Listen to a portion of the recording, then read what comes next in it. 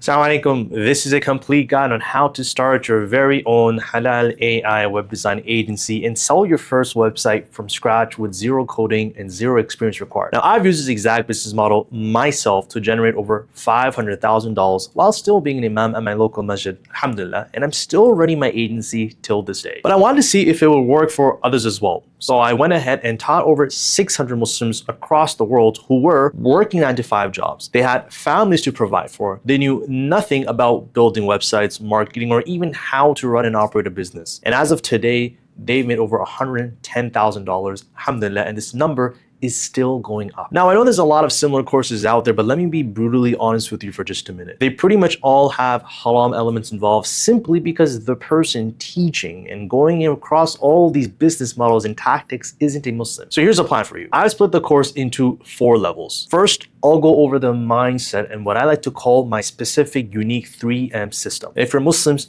please do not skip that as it will be used in everything that comes after it. Then I'll cover the agency foundations, how to pick a niche that will actually print halal money, a full guide on how to set up your website, your branding. I'll give you free templates as well, all the tools I personally use in my very own agency, so you don't need to start from scratch. You don't need to do any of that trial and error or go from YouTube video to YouTube video. After that, it's all about skills mastery, where you'll learn the exact services to provide websites, SEO, SMM, and so on, and how to actually deliver them to your clients so you never feel that imposter syndrome many people starting out do. And then finally, I'll show you a new outreach method that is not cold calling, not cold emailing, not cold DMs, and it's nothing like you've seen before. And that, inshallah, will land you $1,000 plus clients like it's nothing. So let's go ahead and start with the mindset and the 3M model system. So in this level, guys, we're going to be covering what I like to call the halal entrepreneur mindset, right? Again, going back to mindset, and I'm sure you guys have learned and watched tons of videos talking about mindset, and some of us may think that's kind of cliche, right? Like, how important really is it? Does mindset really help you grow? Does mindset really help you make money? Or is it more so your skills and your sales and your offer and all those types of things? I am a firm believer in the fact that if your mindset is in tune with what you are offering and what your goals are as a business owner, as a successful agency owner, this will take you far. So the very first thing we want to cover is, what is our halal entrepreneur mindset? What does it entail? And how do I make sure I can use this to the best of manners and make sure I use it to really boost and scale my business? It's almost like an edge as we Muslims get when it comes to running a business, because we have this backing of Allah subhanahu wa ta'ala's help and our deen all together. So the very first thing, guys, is the halal entrepreneur mindset. Now, I've got 2 images over here, right? I have one, as you guys can tell if you're a car guy, that's a Ferrari, right? And below that, I've got a typical Toyota Camry, right? Or is it a Corolla? I'm not even sure. But for the most part, it's a basic car which the average Joe has nowadays. Very affordable. And as we know, it gets great mileage, doesn't require too much maintenance. But the Ferrari, on the other hand, we know what it is. We know that it has value. We know it's something when you see, you immediately think about, well, this guy, he's got to be making money, right? How many times do you see those, videos you see on Instagram and TikTok where they'll go up to people with very average cars and ask them, hey, what do you do for a living? You only see them doing that for these expensive and these valuable cars, such as a Ferrari. Now, my question for you is, what if you had a Ferrari, right? The body of a Ferrari, the looks of a Ferrari, the interior of a Ferrari, the exterior of a Ferrari, but this Ferrari, although it's got the body of a Ferrari, guess what the engine is? The engine is of a Kia. Now, for those of you who maybe not know what a Kia is or not too much into cars, a Kia is one of those cars which, although they look good and nowadays their tech is pretty crazy, but performance-wise, the reliability, absolutely horrible, absolutely junk, right? Now, if you put these two together, a body of a Ferrari versus the engine of a Kia, what do you get? Right? I'll tell you what you get exactly. And this is what you get if you don't have a good mindset. You're going to be getting a bunch of ups and downs, right? So for example, you may start making money right away. Everything is working fine. You're getting sales, you're getting clients. Your clients love your services. They love what you're offering. They love the website you built for them. They're referring you and everything like that. But because you don't have the mindset, the first hiccup you get in there, what's going to happen? Immediately you're going to drop. Right? And then you're going to say, hey, you know what? Let me get back up on there. And then you may go a little bit more further, but then again, something hits you. You have something what we call imposter syndrome. We have some, confusions that we're having in our heads. People start questioning about us for things we may not be excelled in. And then we find ourselves going back down. So as you can see here, a lot of ups and downs. Now, where did you start versus where did you end? right? This is the biggest thing a lot of entrepreneurs, especially those who are getting new into this, they're just leaving a 9 to 5, or they have a 9 to 5, they're exploring this, or they're just straight out of school, and before they dip their feet into corporate life, they want to give entrepreneurship a shot. This is what they go through. So many ups and downs, and they perfected their skills, no doubt, right? They can build some amazing websites, they can run some amazing SEO campaigns, they can get results, but because their mindset isn't in turn, it caused them to go up and down so much that when you zoom out and look at overall, well, what did they accomplish? You'll be surprised. They started and ended in the same way, right? Ups and downs altogether. Now, let's take a look at this. Say hypothetically you have a Toyota, right? Now, this Toyota that we talked about, not the most expensive car, not the most fanciest car, but it is reliable. It gets the job done. It takes you from point A to point B. But this Toyota is coupled with the engine of a Ferrari, right? It's a very custom car. It's got the looks of a Toyota. It's got the engine of a Ferrari. Can you imagine what the performance of this will look like? I'm telling you guys right now, although you may start making some very, very gradual progress, but eventually this graph will only go up. And I'll tell you why. Because although this person's skills may not be perfect, they may not make the perfect website, they might not be the best of sales, they may not have the ability to close clients left and right, but what they do have is the ability to push through what entrepreneurship will push you through. Believe me, there's lots of ups and downs. No matter what service you're in, no matter what industry you're targeting, no matter what type of business model we're in, but it will always have its ups and downs. The good thing of having a strong mindset is it will push you through that. So this is the example, guys. And for everyone watching here, no matter how great you may be in your skills right now, no matter how amazing of a service you may be offering, or where you're at right now in your agency model where you have consistent clients or you're starting from scratch, I want you guys to be a Toyota with the engine of a Ferrari, all right? Be a Toyota with the engine of a Ferrari. It will take you much further than you could have ever imagined when it comes to your journey of entrepreneurship, when it comes to you with sticking into this business. Believe me, so many people start something like this. They start their Halal agency model, they start their web design agency, and slowly, 1 month, 2 months down the road, they give up. You ask them what happened, and they'll tell you, man, you know what? Maybe it wasn't too profitable. I had a hard time getting clients. It just wasn't my thing. But the big thing, guys, was exactly this, that although they may have been doing some awesome services, but because they didn't have the mindset to push through, that's what led them to coming into this end of their actual entrepreneurship journey. Now, there's two types of entrepreneurs, the way I see it, right? There's the average entrepreneur, which you see everyone following, and that's what Instagram is filled with, that's what these coaches and gurus, they preach. It's what every single startup founder imagines to be, that this is what they want to do eventually. And then there's what I call a Muslim entrepreneur. Now, you and I both know that in all realms of our life, a Muslim is not the same as every single person else, right? The type of food we eat is not the same. The type of clothing we wear is not the same. The type of words we use, what we look at, what we interact with, what type of friends we have, where our gatherings are. A Muslim is not normal. A Muslim has specific conditions they must follow, even though they may not be following to the best of their abilities, but we know that we are not like the average person out there. With that being said, I think a Muslim entrepreneur falls under the same category. So let's do a quick little comparison between the entrepreneurial mindset, which is out there, which is normal to begin with, and what does a Muslim entrepreneur mindset look like? All right, so when it comes to the entrepreneur mindset, first and foremost is that money is prioritized, right? Money is everything. If you don't have money, you have nothing. You always want to be targeting what is the best way for you to possibly make that profit. And because of that, they have openness to anything. There's no boundaries of what they would go through to make sure that their service or product is successful. Anything goes, whatever is profitable, they'll make it work. Next thing is being independent, right? Entrepreneurship is a big part of that. Yeah, you may have some buddies working with you on this. You may have, some team members and stuff like that. But at the end of the day, you have no one above you, right? You don't really have anyone looking over you and seeing that and monitoring your progress. So, you know what? Gotta be independent. Next thing is that they are very, very goal-oriented, which I personally think that's a really good idea. It's always great to have goals. It's always a good thing, really, right? To know where do you want to be in 1 month from now? Where do you want to be 3 months from now? Where do you want to be a year from now? Having goals is amazing. And I think that part of an entrepreneur mindset is something we do want to keep. Next thing is risk taking, right? Now, this is huge. as an entrepreneur, whether you are doing this as a side hustle with your 9 to 5, or whether you are ready to go all in at it, right? You're ready to leave your 9 to 5, you're ready to leave your school to start this, you're always taking a risk. Now, this risk could be based off of finances, this risk could be based off of your time, it could be other priorities you have going on, and you're taking, some effort, some attention away from that to put into this journey.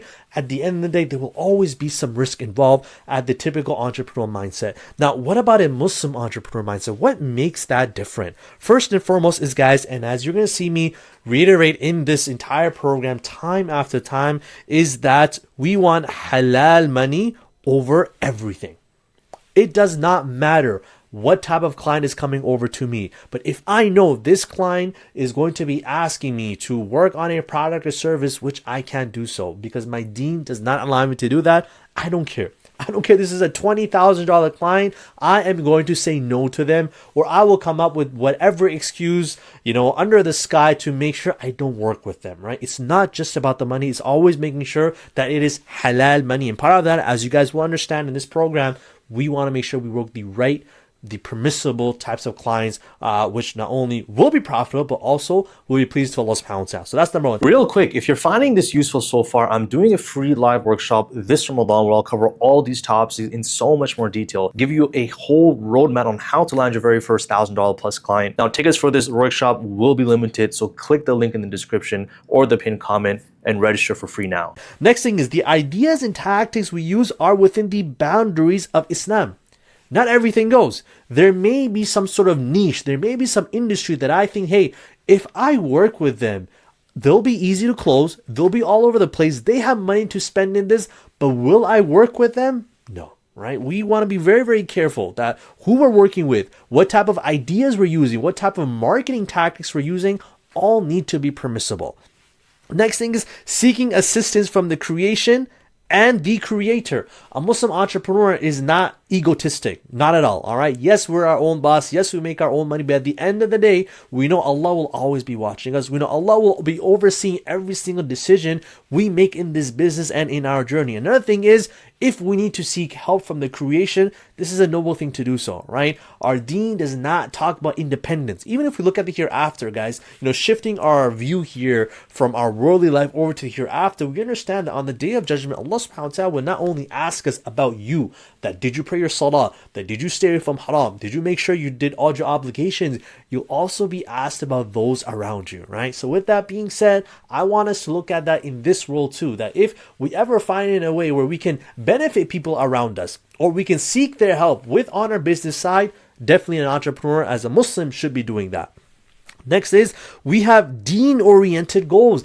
It's not just about that, hey, I want to hit 10K in 3 months. It's not just about that. In 3 months from now, I also want to be donating X amount to charity. In 3 months from now, I also want to be assisting a family in need, which X on a monthly basis. It's wanting to make sure that our goals are not just for this worldly life as well, guys, but making sure our goals are for the hereafter as well. Couple your goals in this world with the hereafter, and you would see your hereafter goals will actually push you to your goals of this world too. So making sure deen is part of our goals as well. All right. Next thing is to make sure we take risks without harm. This is a big thing too. Yeah, we want to take risks. We understand that entrepreneurship in general has its risks, but I want to make sure I don't take stupid risks, right? And some of you guys may know, those of us who maybe have, spouses, we have a family, we have children. I'm not going to say, hey, tomorrow, guys, I'm leaving my 9 to 5, forget whatever I'm making, and I'm going all in on this. No. Our wives, our husbands have a right upon us. Our children have a right upon us. Anyone else who is dependent on us, they're seeking our help and respecting us and really expecting us to make the best possible decision which will not harm them. So making sure, yes, we take risks, but these risks, they are not without harm to us or anyone around us as well. So what is a Muslim's role in business? A Muslim is an identity. Now this identity is applicable in every form of life, whether you are a student, whether you are working, whether you are a father or a mother or a child, you're a sibling. you're a relative, you're a colleague. In every realm of our lives, we will always have certain goals and certain responsibilities just because of the fact that we are Muslim and that Allah subhanahu wa ta'ala expects something from us. So what about a Muslim's role in business, right? Now, many people think that when it comes to worship, the only thing that is worship is salah. Salah is a worship.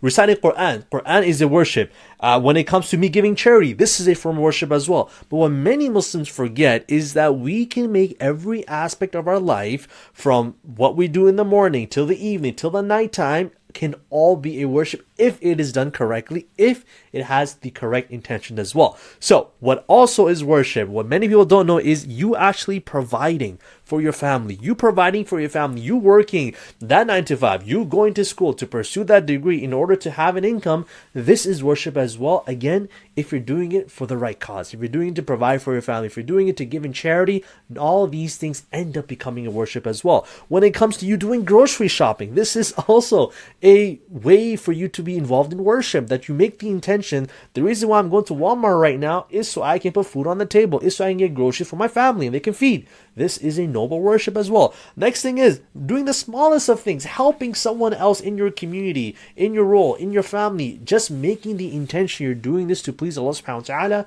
This in itself, guys, eventually all of this becomes a worship. And the reason why I'm saying this right now is because of this beautiful hadith of the Prophet ﷺ, when he says that the honest and trustworthy businessman will be in the company of the prophets, of the truthful, and of the martyrs, guys. Now, these are 3 categories. When we look in hadith, when we look in our deen altogether, these 3 categories of people are literally the best of the best, right? You got the prophets who Allah used to propagate this religion, right? The truthful people who time after time in every generation are looked upon to help the other Muslims around them. And number 3 are the martyrs, people who gave their life for the sake of Allah. Can there really be anyone better than that? Well, the Prophet is saying that it's a person, it's a businessman, right? Along with that, they're making sure that they are honest, that they are trustworthy. In what sense? Really, right? Let's think about this. In what sense can a business person, man or woman, be honest and be trustworthy? Well, I'll tell you, right? First thing easily can be in their product / service. They're not selling anything shady. They're not selling anything with multiple, different meanings or dual meanings. For example, in our industry, I see a lot of competitors in and around me that they'll say that, hey, you know what? They'll get you rank high. You'll rank number 1 on Google guaranteed in 2 months. I had so many clients come to me and they said that they were burned by marketing agencies who guaranteed them this. And they said that, and I asked them, well, did they do that? Well, and they said, yeah, we got ranked number 1 on Google within 30 days, but it was for a keyword that was absolutely useless and did not benefit us or had anything to do with our business or industry. So it had a dual meaning. Now, at the end of the day, if this client went to that agency and told them, hey, you told me I ranked number 1 on, for example, landscaping in Edmonton, if that is my service and my target, but you got me ranking number 1 on the randomest keyword for, something to do with fertilizer, which has nothing to do with what I'm offering. They'll say, hey, we didn't tell you which keywords we were going to guarantee you on, but we did our job. So this is what I mean, making sure our products and services are very clear in what we are saying and what we are offering as well. This also has to do with, as you can imagine, our guarantees, right? Our guarantee has to be very, very specific. It doesn't have to be specific in the sense of exact, but it does have to give a good idea where the other person we're trying to sell to, right? Our clients, our leads, whoever they are, they understand that, hey, all of this is what we're guaranteeing, but there is room for error. And I've done this time after time, guys. It's been over 7 years now since I've been doing this. I've sold, marketing packages for $500 a month, and I've sold marketing packages for $2,000 a month. Both of those times, I gave the same guarantee that we will get you XYZ things within XYZ time limit as long as we do XYZ things. So making sure that our expectations and our requirements from their side is very, very clear. Now, whether we exceed them or not, as long as we're doing our part to make sure our clients understand, this will make us an honest and a trustworthy businessman as well, right? And the third thing, and this might be the most important, not only your deen wise, but also in terms of your clients as well, is making sure that you are honest in your results, right? This one is huge. You're not going to be faking numbers on your reports when you send them to your clients. You're not going to lie to them how much traffic the website is getting. You're not going to lie to them as to what work you did for your client's social media site or what rankings they're on now when it comes to the SEO reports. You will be very, very clear with them, very honest with them, right? Now, does that mean that your client should expect you to have the best of results in 1 month of working from them? Does your client expect you to have the perfect website after just one revision? Of course not, right? As long as our expectations are clear too, but our results should also be very, very clear, very, very honest as well. And what this does is, from what I've seen in my experience, is this transparency will gain the trust of your client. If we ever have a bad month, one of our clients who is paying us $800 a month in SEO, and I get a call with him and I tell him, hey brother, listen, this month, unfortunately, we didn't do well, right? We saw our rankings decrease. We went from rank, 8 to like 15 on Google. We're no longer on the first page. However, I realized why this happened, right? It could be because we didn't post enough. It could be because we didn't purchase enough backlinks from them. So giving them that transparency builds your trust with them, and they'll actually go on to give you the benefit of the doubt that, hey, you know what? I still trust this person because he's being honest with me. And you having bad results, 1 month here and there, or, 3, out of one, maybe one time after every 5 reports you sent to them will not be a concern. But if you are lying, your client may not notice. But remember, guys, Allah is always watching. You never want to mess around with something like that, especially when your income is involved in all this. Now, here are 10 traits which I believe every single Muslim business owner, no matter at what scale they're doing this, as a full-time business, as a side hustle, in whatever industry, whatever service, you must have these 10 qualities, guys. If you have these 10 traits, you are setting yourself up for success in this world and the hereafter as well. All right, so let's take a look at the very first trait is what? It is ikhlas. It is sincerity. Being sincere in exactly why you're doing what you're doing and how you're doing it, right? Being transparent, like I told you guys before, being very clear with what your service is, what your offer is, what your guarantee is, and of course, making sincere in what you want to do with this wealth as well. Like I said before, couple your intentions of making money with pleasing Allah subhanahu wa ta'ala, and this is going to give you huge amounts of results as well. All right, number 2 is having tawakkul, reliance on Allah. Now, a lot of people, a lot of new Muslim entrepreneurs, especially, they take this the wrong way. They think that tawakkul means that, hey, you know what? I did my part. If it works out, it works out. If it doesn't, it's up to Allah subhanahu wa ta'ala. That's not it, guys. And I'll go over coming up as well in this program what we really mean by tawakkul. How do we couple tawakkul with our efforts and our action to get the most out of it? But you must have a sense of reliance on Allah subhanahu wa ta'ala. You don't have a guaranteed paycheck. You don't have a boss who's going to make sure that you get your funds transferred. It is up to you, your efforts, and Allah alone. And having tawakkul goes a long way. Okay, next we want to have is sabr. We want to have patience. Entrepreneurship, running an agency, especially a successful one, is not an overnight get-rich-quick scheme, right? If this is what you're looking for, you are in the wrong business, right? You got to look elsewhere. Now, I'm not going to comment if those other business models are halal or not, right? Although I do have my own opinions. If you're interested, shoot me a message. I'll let you know. But being patient, right? Not 1 month is going to get you all the results you want. The second month, the third month may be it. But if you keep pushing through, everything we've got in this program is a guaranteed blueprint. It's work with multiple Muslim business owners, agency owners who have took this program, and they are getting results till this day after being in this program for over a year now. So it is a guaranteed blueprint, but only if you have that bit of patience as well. Next we've got is ihsan, excellence. Now this is actually third stage of our 3M model, is achieving ihsan. However, I want all of us to have ihsan in everything we do. Now what is ihsan? Ihsan is from the hadith of the Prophet ﷺ. And basically what it means is being excellent in everything you do. So what does that mean? If you are making a website, now this is a small website, this is a 1-page landing page, which maybe you charge $500 for, nothing big, but you do that 1 page in the best way possible, in the best expertise that you have of your skills. You do the best amount of research you possibly could. You make sure everything your client is asking for is included in that. If you can't figure it out, you go and seek help, or you're honest with your client. This is something I can't guarantee that I'll be able to do it or not. Having ihsan, having excellence in everything you do will not only get your things done, but it will Having ihsan in every single project you work on, big or small, not only will it actually help you push through with all the different difficulties or problems you may have to solve, but your clients, believe me, will love you for it. Not only will they come back for more services, they're going to refer you to all of their friends, anyone else they know in the business side of things, to come to you because of the product you gave to them in the end. What do you got here now? Number 5 is khushu, humility. Being humble that, hey, I'm not perfect, right? And this happens to be on my side as well. This happens to be, no matter how well I do, no matter how big projects I close, no matter how amazing websites I'm building at this point, or amazing results I'm getting from my clients on their marketing side, being humble, right? Showing humility that there's always room for growth. And this is huge, especially as an entrepreneur. If you can guarantee yourself and tell yourself that you will always be a student, that you will always be looking to grow in the skills you already have and adding more skills, you will continue to find yourself improving in ways you could have never imagined. But having that humility is what is the first step of making sure that you're always growing in your business.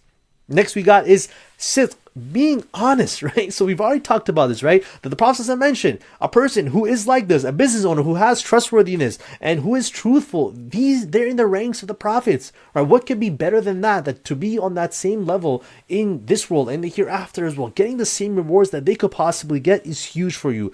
Being honest in everything from the start of your journey as an entrepreneur to when you start closing sales to when you start, making big money, being truthful in every aspect of that. Huge important trait as a Muslim business owner.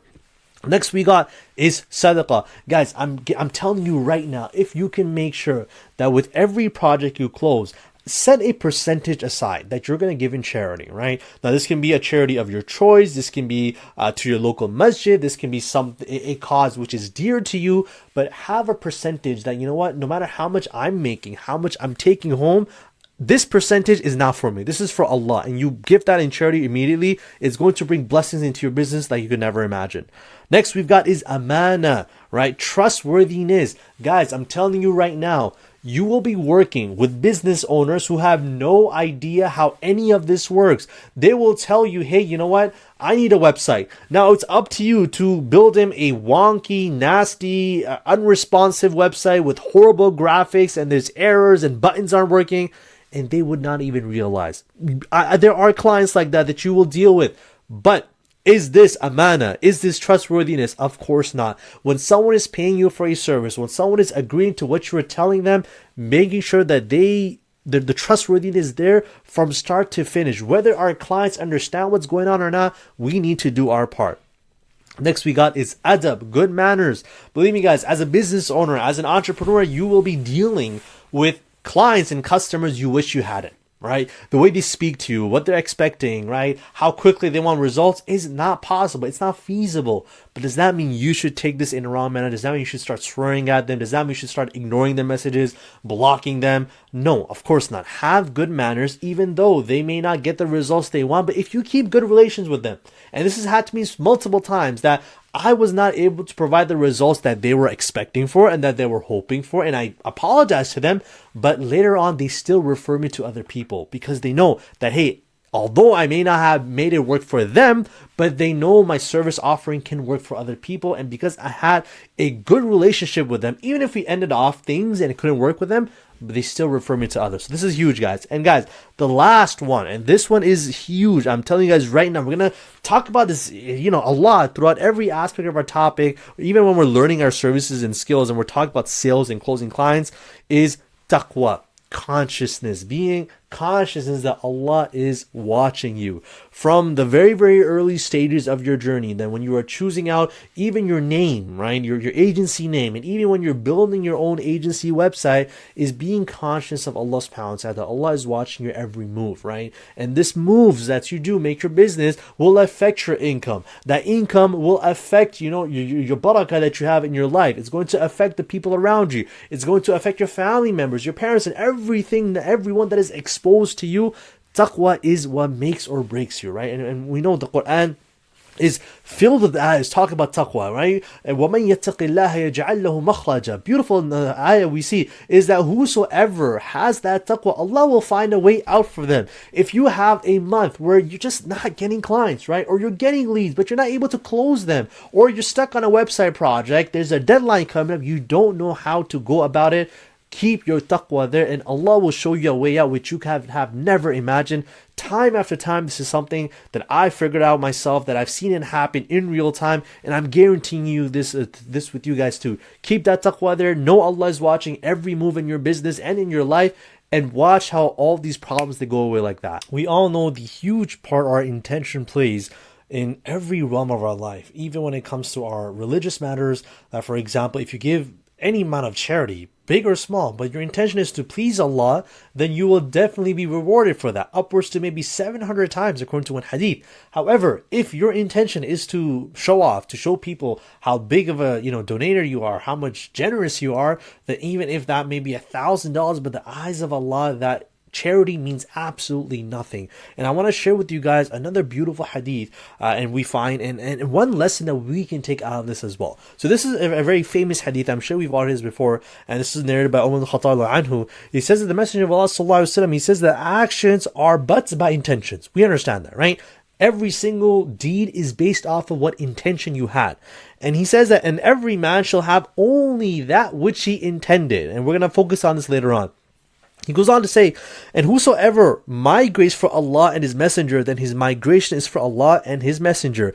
But whoever migrates for worldly gain or to marry a woman, then his migration is for what he migrated for. So this hadith goes back to during the time of the Prophet ﷺ, when Allah gave the command that all of the Muslims must now leave everything they have in Mecca, migrate to Medina. The Muslims had gone through years of, boycott, of just persecution, of just, torture left and right. And they finally got the permission from Allah to go to a new place, settle over there, and protect themselves from everything they've gone through up until this point. Now, many Sahaba, actually every single Sahabi at that time, in a span of about 2 months, had started their new life in Medina. They left Mecca, they were now in Medina, they were starting a brand new life. They left their family, they left their homes, everything they had known in Mecca was now gone, and they're in Medina. There was one Sahabi altogether, right? There was one Sahabi, and he became named as Muhajir Qais, and you'll see why he has that name, right? So basically what happened was, he at that time was in Mecca. Now, he sent a proposal to a woman named Qais, who became a Muslim, and she migrated to Medina as well, and she gave the condition, right, that her dowry, her meher, would basically be part of it, is that he must migrate from Mecca to Medina as well. So although he could have done this before for the sake of Allah, because Allah commanded it, however, he ended up doing so to marry this woman. He became known as Muhajir Qais, right? The person, in which the name basically translates to someone who migrated for Qais, who is that woman. So this is what the hadith is telling us, guys. Making sure your intention is for what you actually want. If that is your intention, not only will you get it, but it could also affect the way Allah subhanahu wa ta'ala treats you. It could affect the way Allah rewards you for that as well. Now, why does that matter for us over here? Let me tell you guys. Now, here are some 6 intentions. These are 6 intentions which every single one of us as a halal agency owner must have. These intentions affect us in this role, more importantly affect us in the next as well. Number 1 is to earn a halal living. Guys, this is considered to be something which is wajib in our deen. We find the hadith in Bukhari that no one has ever eaten a better meal than that which he has earned with the work of his own hands. It's not just that, you're relying on your boss, you're relying on your employer to hand you a check at the end of every 2 weeks. As a business owner, as an entrepreneur, what we're doing here today, guys, we are working for ourselves. This is beautiful. You being a businessman, you being a businesswoman and entrepreneur, believe me, is a start of a very rewarding cause. So earning a halal living, making sure that is your intention. It's not just to make huge amounts of money and guy fancy things. That may happen, right? And they may happen, and it may be perfectly fine for us in halal to do so. But very number 1 is that we want to earn a halal living in a manner which pleases Allah. Number 2 is to serve and benefit the ummah. Say, hey, how am I benefiting the ummah by doing what I'm doing? Let me tell you guys something that I've experienced myself. I did not start off my agency trying to work for these big Islamic institutes across North America. I'm not going to name them for the sake of this video, but look into it. If you look at their websites, you're going to see my little name there, my agency name there under one of their websites, right? Now, did I aim to do that? Of course not. But once I was approached by them, right, or they put a posting that, hey, we're looking for a web designer, and I reached out to them, showed them what I could do, I was able to do something for them, which they're benefiting till this day. Through their websites, that they are increasing their registrations, they are increasing how much hits they get on the website, they are able to get more donations for their causes as well, and I had a part to play with that. So in a way, alhamdulillah, with my skills, with my business, I was able to benefit the ummah.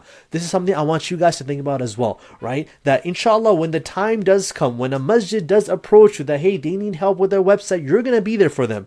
When a charity or an organization comes to you, Islamic school comes to you, they say, hey, we need marketing services, you will be there to help them out in that sense as well, right? And we do see the hadith in Dar al-Qutni that the best of people are those who are most beneficial to others. It's not just about you. How much are you benefiting other people? It does not even only have to be in a religious manner. It could also be in the worldly manner. You will help a business owner increase their business while you're helping someone else as well, getting their livelihood. That's my reward for you.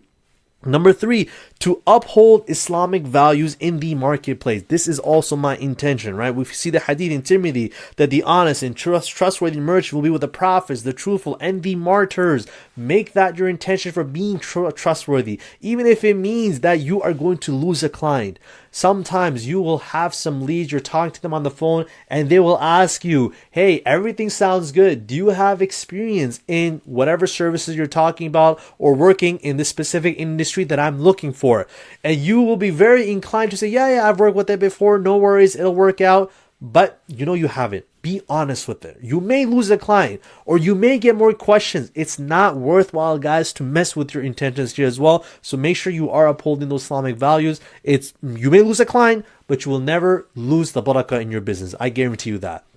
Number 4 is to free oneself from financial dependence. When you hear financial freedom, you may think of this as to be something which is really worldly, right? Why do people want financial freedom? They want financial freedom so they don't have to work, so they could travel, they could do whatever they want, they can relax, they can chill, they can do everything except working. But financial freedom as a Muslim does not only limit you in that aspect. Rather, as we see from the hadith in Sahih Muslim, that the upper hand is better than the lower hand. You want financial dependence. So next time when someone asks you for help, next time when you're scrolling through social media and you see a charity, an organization raising money for orphans in Gaza, you can donate. You can donate without having to think twice, right? This is what I think is considered financial dependence, right? You don't care. You don't have to worry about your own bank account. You don't have to worry about, well, am I going to be making my rent before I even go ahead and donate to this cause? You can do that without a second thought.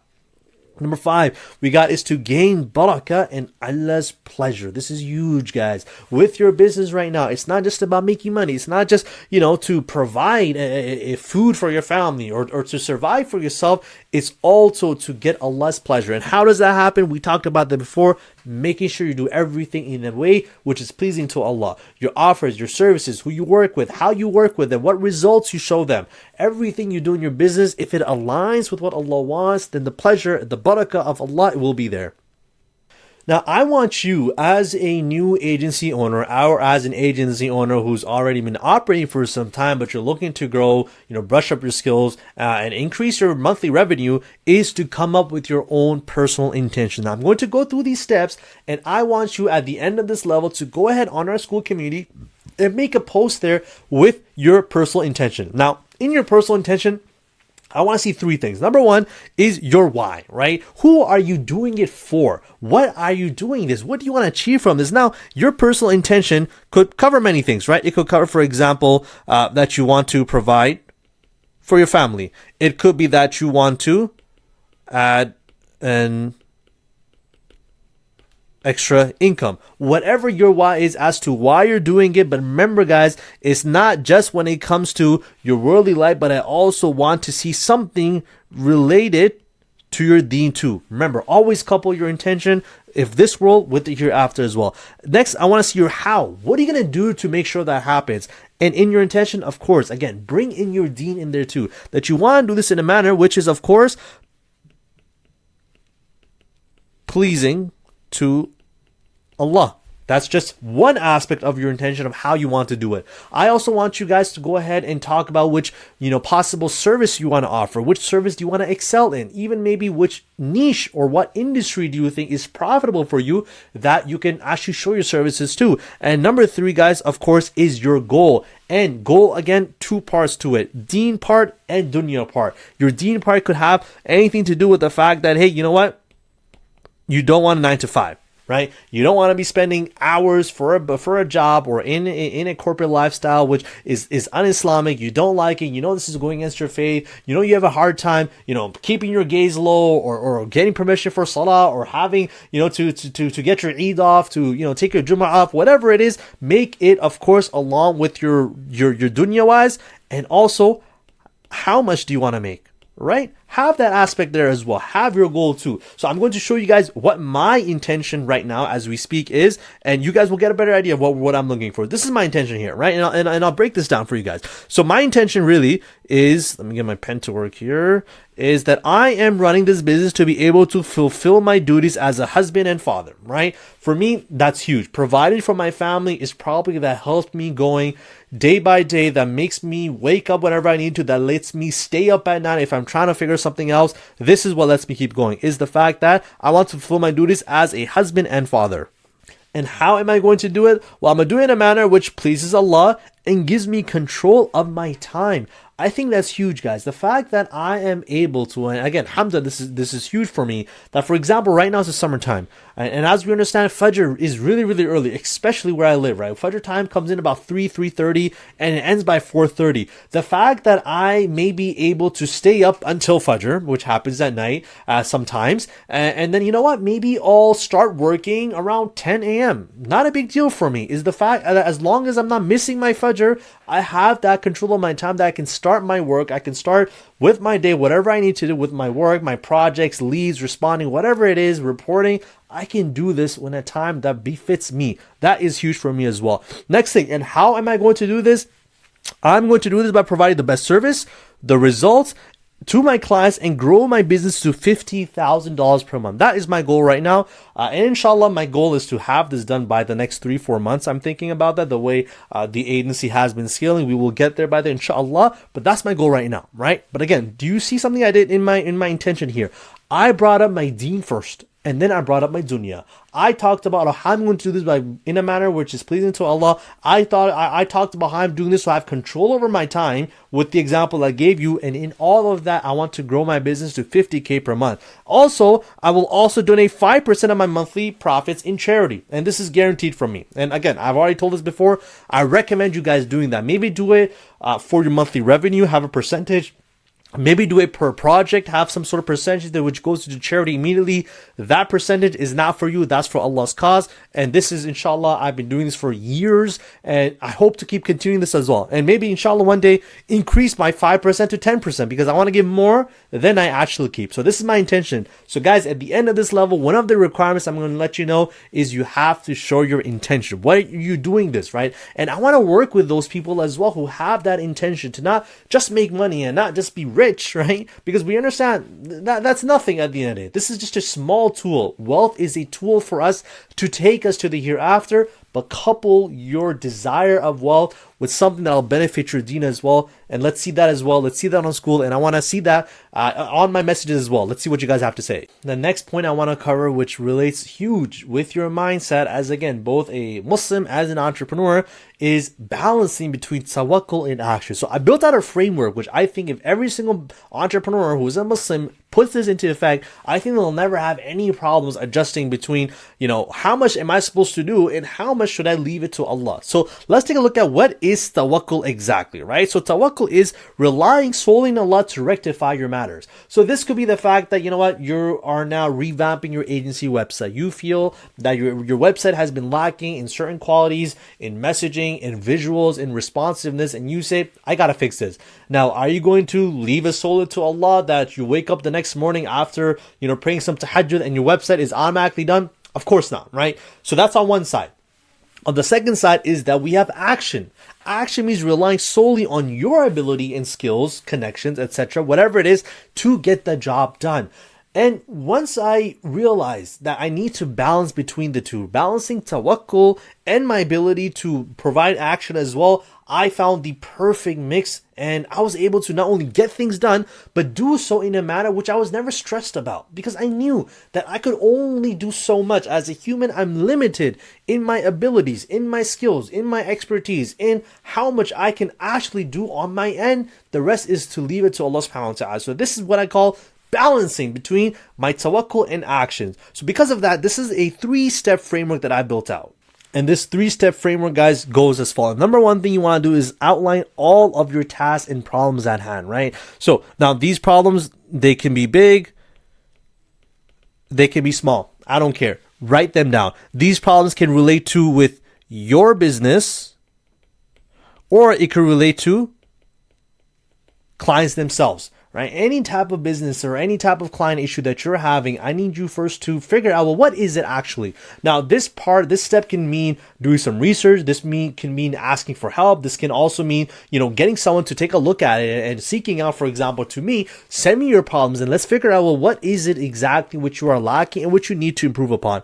Number 2 is to take your consistent halal action. Now, notice I said consistent. A lot of people, a lot of new entrepreneurs, especially in the agency field that I've seen, and I've taught for ever since I started this, really, is the fact that they will get a solution, they'll try this, the solution won't work, and they'll blame the solution altogether, right? That the solution was wrong. What they don't know a lot of times, that it could also be in the method of doing so. It could also be more so like a bigger picture thing rather than just a small little problem that you thought you had. So take consistent action, right? Trial and error.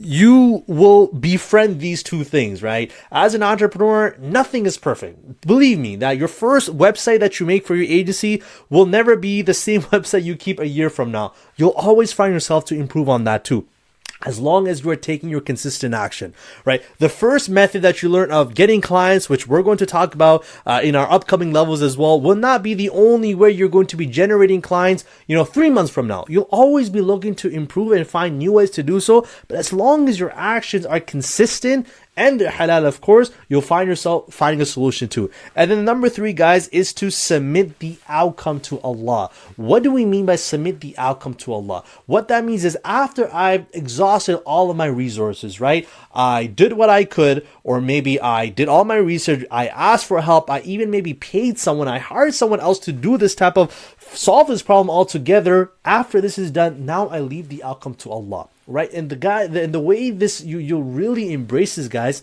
is when you understand you're limited.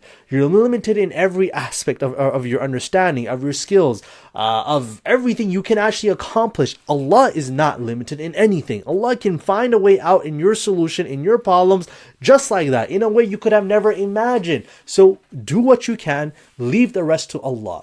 If you leave the rest to Allah and you see it works out, alhamdulillah. If after leaving it to Allah you see that there's still a problem, that's when I need you to go back to step number 1. That it's highly possible that the problem you thought you had wasn't actually that problem. Maybe you had other things that you had to figure out. Maybe it wasn't just your website was not as much converting. Maybe it's the niche you're targeting altogether. But this framework, from when it comes to outlining your problems and tasks, consistent halal action, and submitting the outcome to Allah, will keep you going, and you'll eventually, inshallah, find a solutions to everything you're struggling with in the business. Now we get into a little bit more of the technical side of things in our Muslim Marketing Mastery Program, and that is by going over my own blueprint, which I call the 3M model, which has helped so many Muslim agency owners go from literally zero with no experience whatsoever to consistently making $2, $3, $5, even $10,000 per month. So this 3M model covers 3 aspects. Number 1 is what we have: agency foundations. As you can see here from this triangle, this is just the base altogether. Without a strong base, as you can understand, you have nothing. So agency foundations is number 1. Number 2, we have skills mastery. Skills mastery is making sure that you are providing the best services in the best way possible, and that their services will actually make you money, and business owners are looking to find someone like that, so you know that you will consistently be growing more in terms of your revenue as well.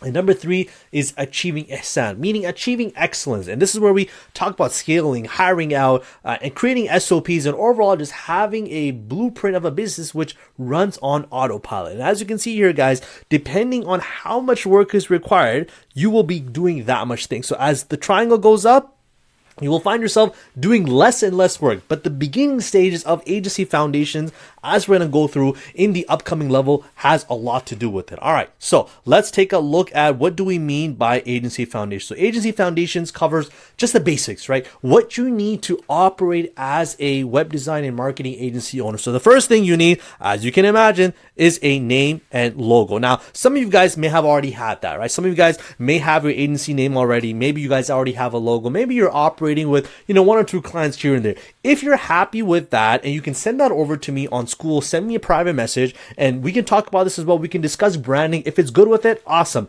If you don't have something, inshallah, in the next level, we're going to discuss how do you specifically come up with a name, branding, a logo, which is attractive and targets your niche as well, in the sense they'll just know you are the perfect fit for them. Next we got is your target niche and your location, right? Now this is huge, guys, right? Someone, remember this, guys, a jack of all trades is an expert of none. You don't want to be like that, right? You want to find a specific niche in a specific location that when they see you, when they see your name, when they see your offering, your website, your branding, your logo, they automatically feel, this is for me. This is exactly who I want to work with. So we're going to talk about that in agency foundations. Next thing, we're going to talk about our agency website. And I have a free template available because I know so many of my guys in our program, they will spend weeks just building their website because the options out there are endless. So with this free template of this agency website, you're going to be able to really build out your own website on Webflow, which is, our chosen platform to build our website for ourselves and for clients in a matter of a few hours, as long as you have the content ready to go as well. So that's going to be huge. We're going to cover that in agency foundations. And next thing we're going to control is our agency social pages, because we want to create content out there. You don't have to come on camera with your face or anything like that. We come up with content which is faceless and will target our specific audience or specific businesses that we want to target without us having to put ourselves out there. But it is also important too. So that is agency foundations. Next, we want to take a look at our skills mastery. So what is skills mastery? What are we going to be really learning in our Muslim Marketing Mastery program? We're going to, number 1, learn how to build websites. Now, when we say websites, we're not talking about very, very simple $200, $300, $400 websites. We are talking about closing $2,000 websites, right? These websites will be custom designed. They will be perfect to what our clients are looking for. They will be responsive. They will have animations. They will have, very complicated forms in there as well. And before you get all scared about this, 0 coding required. I don't know an ounce of code. I don't expect you to know an ounce of code either, but the way we go about it in our program, using the tools that we do, you never have to worry about that again. You'll be able to make websites very, very quickly, very, very fast, which will leave your clients in awe as to what you built for them and how much value it's going to bring for their business too. Next thing we're going to go through is SEO, search engine optimization. How can you make sure that your clients are ranking first on Google? So if I search up, landscaper in Edmonton, I want my client to pop up number 1 on Google. So all of the people who are searching those keywords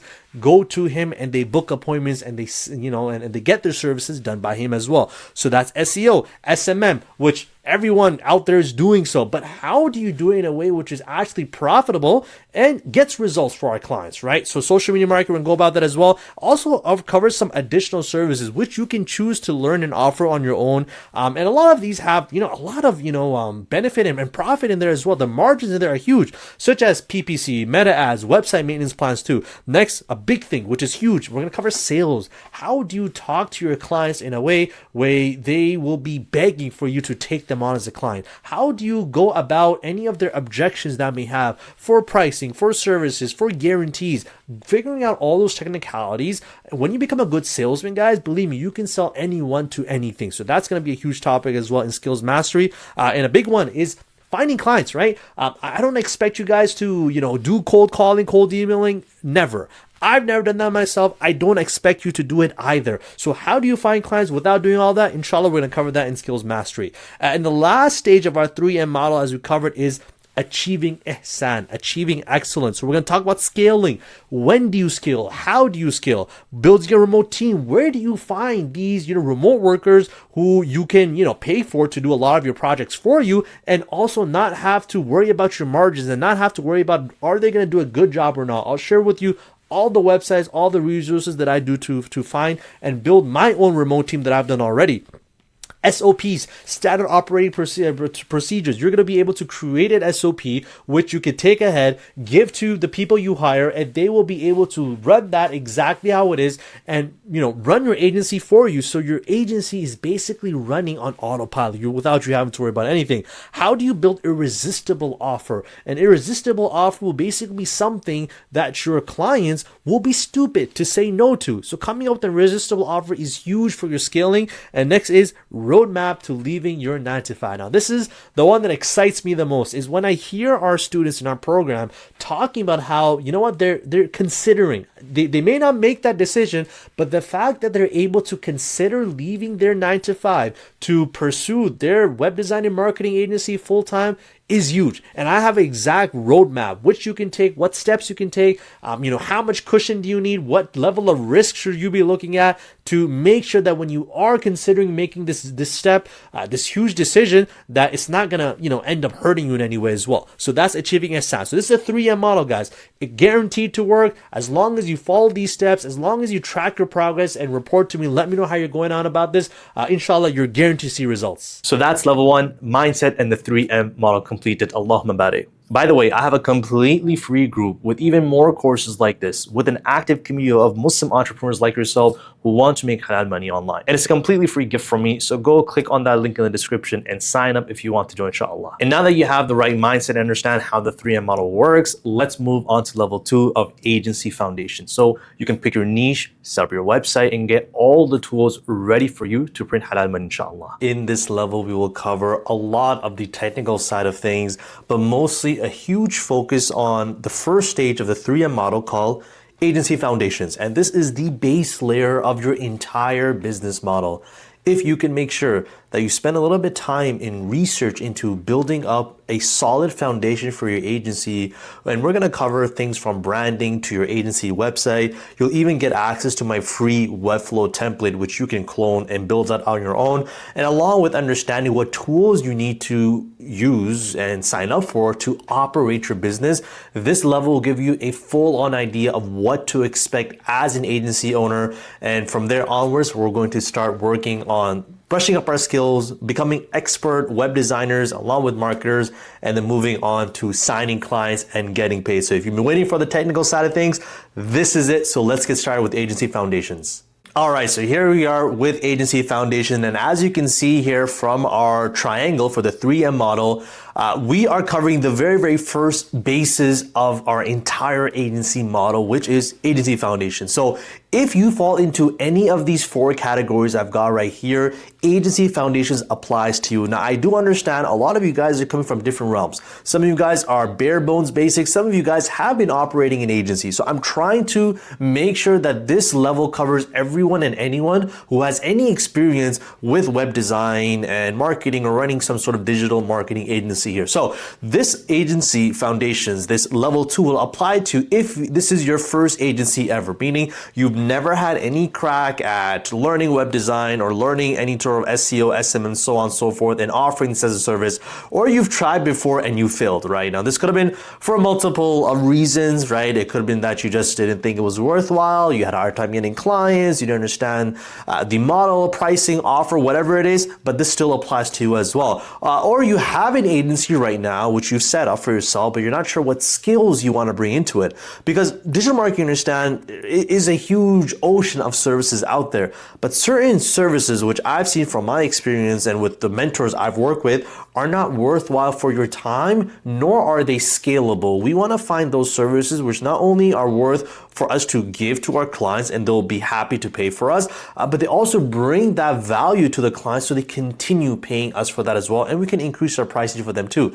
And this is also for those brothers and sisters who have an agency but they just don't have any clients, right? They've got the services, skills, pricing, everything is there, It's now about getting clients. So agency foundations will lay out the entire basis of everything we have to offer on there. And as you can imagine, if you've got a house or a building that has a solid foundation where it's roots, it's concrete, it goes very, very deep in, then even if you have a little bit of issues on the top, right? Maybe you are not the best web designer, or maybe you're not the best at talking to clients or getting sales, but because your foundations are strong, then inshallah, I have full faith, you'll still be able to operate in a very successful manner as well. So let's get into what we can expect here with agency foundations. Now, what does every agency need? Now, this applies to really any and all business. Every business needs these things as well, but especially someone like us who is selling a lot of these things we're going to talk about right now. We want to make sure we do a good job, right? So first and foremost is we want to have an agency niche. Now, what is a niche? We're going to go a little bit into more depth in the very next slide here, but understanding who you want to work with and why you want to work with them will really give you a nice framework of what you should be offering and how you want to come off at that when you're speaking, what words you have on your website, what stuff you're talking about in your social media posts, everything and anything related to your business. Your niche has a big aspect to do with it, right? It's basically what industry do you choose, right? Do you want to work with only doctors? Do you want to only work with lawyers? Do you want to work with plumbers? Do you want to work, e-com stores, halal restaurants, whatever it is, those are all considered niches. And I'm going to share with you guys a nice way, really, a blueprint program, how you can figure out what niche works best for you. And if you don't have one, don't worry, I've got a niche for you as well, which you can take, which I use myself, and alhamdulillah, I've seen great results with it too. We're gonna go over agency branding. Branding is essentially how do you come off to your leads? How do you come off to your specific prospective clients, right? And the way you brand yourself will have a huge effect on how they treat you, how you can price your services as well. So this is huge. And as you guys can imagine, website is huge. Your agency website will do wonders, and I'm gonna go into a lot of depth in this as well, along with a full-on tutorial on how you can take my template itself, which I built out for all of our students here in Muslim Marketing Mastery, duplicate that on Webflow and start using it right away. And I'll even go over the difference between using my template website versus you spending a little bit more time and effort and building out your own agency website, and the difference you can see in terms of the results from there as well. And another thing important but not too important that I want you to focus on is your agency social pages. Of course, I'm not gonna say that it's not important. You don't need any social media pages for your own agency, but it's good to have because not only does it showcase that, hey, you practice what you preach. You're trying to sell social media, you better have social media running on your own end as well. But as social media has been huge lately for visibility purposes, a lot of searches we see on Google now, if someone searches a business up, 9 times out of 10, right after the website, the very next result Google will push is the social media pages. So we want to make sure we have that so people can find us through different avenues of Google. All right, so let's move on to the perfect agency niche. All right, so let's define what is a niche. Okay, so a niche is a specific segment of a market that you target with your services. So keep in mind, we are targeting them with our services. Now, a lot of people make this mistake over here. They think that if I choose a specific industry, hypothetically, say you want to work with pharmacies, you want to work with pharmacists, people who run a pharmacy, they prescribe medication, they sell over the counter, prescription drugs, stuff like that. And now you think that, well, because I have chosen this as my niche and my, segment of the market, which I want to target, if a restaurant approaches me, or if a doctor approaches me, or if a lawyer approaches me and they want my services, I'm going to say, hey, sorry, we don't work with you. We only work with pharmacists. No. What this means when we're trying to find an agency niche is who do we want to target? Who do we want to give our marketing efforts for? When we are building up our website, what type of wordings do we want to use on there? What pain points do we want to figure out? All this has to do with the specific niche you're choosing, right? Meaning you target them as well. And when you do outreach, and we're going to go over entire outreach system in about level 3 or level 4 as well of how you can build out your own outreach list, you need to filter out a lot of businesses, right? Because anywhere and everywhere, whether you choose to work with businesses within your city or your country or whatever demographics you want to work with, there's no way you can target everyone, because if you target everyone, reality is you're targeting no one. So we want to tone down our target audience. However, if in this meanwhile someone approaches us and they say, hey, we saw your website, or we heard, we referred to you by our such and such friend, family member, we want your services, and this person happens to operate a business which is totally out of our industry or our niche, totally fine. We can still work with them.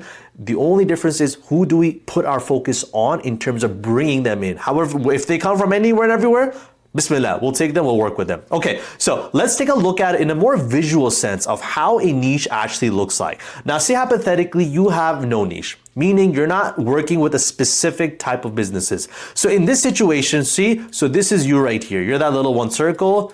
These are all of your competitors, okay? Now, this is a huge market, as you can understand. All these people are working with anyone and everyone. Now, you are essentially competing with every single person in this niche. In comparison to, say you only work with one specific industry and you've chosen a niche. In that situation, your competition breaks down quite drastically. This is all you're working with. Now, the way we come in and the way I like to focus our efforts on is that we want to be right here. Okay, this is what I like to call the money spot. In a sense, you are specialized in a niche, but you market to specifically with them, but your services work in a manner where you cater to all of them. And this is what I do as well, especially when I give you guys and I share with the secret, the specific niche that I'm working on. You'll see how this applies. That although I do want to target a specific type of business, but my services work in a way where it could affect a number of different businesses as well. And this is the type of niche that you want to choose. Something which specializes one, but works with everything as well, okay? And let's look at the difference between being a generalist, which means not having a niche, and the power of specialization in choosing a niche. So number one is, otherwise you'd be competing with everyone, right? You don't want to do that. You want to limit as much as you possibly can with all the competition you have out there, because believe me, there's a lot, right? It is a saturated market, but because there's so many businesses out there and so many agencies, to be honest with you, doing a horrible job in their services and the results they provide and the client acquisition and keeping clients around, it makes it easy for us, okay? Lower perceived value. A niche is a specific segment of market. We talked about that, right? Now, understand this. If someone approaches you and say, you know what, your niche and your target audience is halal restaurants, and this, halal business, halal restaurant owner, he comes to you and he says, hey, I have a restaurant, I have a halal restaurant, I need marketing services, XYZ, web design, I need SEO, SMM, I need the full package. You tell them, hey, we only work with restaurants, or we specialize in restaurants. Automatically, you can charge them a premium because of the fact you specialize in this industry. And because you specialize in them, you've got a portfolio. You have a history of other businesses in that similar industry you've worked with. So automatically, you've got a big amount of proof and results, of course, along with the skill set and understanding of the market, where you can tell them, hey, this is what I bring to the table. And because of that, you can now charge a premium. In comparison to, say, this halal business, a halal restaurant owner comes to you and he says, hey, we're looking for a website. And you say, yeah, you know what? We work with anyone and everyone. Now, they automatically think that although you know what you're doing, but maybe you're not the best at it for their specific needs because you don't specialize in them. Now, for you to charge a premium in that realm would be difficult. It's definitely possible, but not ideal. You need to have a reason to charge more than your competition. And the only way you can do that is if you've got a specific niche, right? And if a client asks you, well, why should I hire you? What makes you different? Well, simple. Right? I have an answer for that. Well, I specialize in this specific industry. So with the power of specialization, much easier to market. That's there, right? That you can definitely, you know exactly who you're speaking to. You've already done your research in that aspect. You know what you say, you know how to say it, you know what pain points they have, you know what solutions they're looking for. We already talked about premium pricing is there. You're the expert. You're not just any designer. You're not just any marketer. And referrals and word of mouth. This is huge, guys. You guys need to understand. When you are working with one client, essentially you are working with 5 to 10 clients. And the way I look at it is exactly this. If you do a good job, right, with one client, and this client, if you could imagine, is that he possibly and most probably knows other business owners in that specific realm because that's who they're going to surround themselves with. That is their circle. That's their community. So if you do a good job once and his buddies, his friends, they see, hey man, I love your website. Tell me about it. automatically they're going to refer you, right? And they trust you for that as well. And at this point, when these referrals come to you, believe it or not, and I love referrals because I never have to sell to them. I never have to prove anything to them. I don't have to go back and forth with them. I never have to hear, let me get back to you. I got to think about this. Let me talk to my business partner and all of the hundred of his excuses, you're going to hear. You don't have to worry about any of that because they're pre-sold. Your first client that you work with, he's done the job of selling you. So they just come to you and they're ready to sign and they're ready to pay. Referrals are huge, right? So we want to make sure we get that as well. Okay, so now I want to go ahead and figure out, well, what makes a profitable niche, right? We talked about all these things here, but how do we understand, well, what niche should I work with? Or even should I work with a niche? And how do I figure out if this is something I want to work with? This is where we bring in the 3P framework, okay? Pain, pockets, and potential. These are 3 questions you need to ask yourself and do a bit of research. Feel free to use Google, feel free to use ChatGPT to understand if these 3 Ps apply to your possible niche that you want to work with. Number 1 is, as you can understand, pain. Does this niche have an urgent and expensive problem? 2 major things here, guys. Not only do we want to solve a problem which is urgent, that they're truly looking that, hey, I need a website. Without this website, I'm losing customers. Without this website, I'm losing appointments and bookings.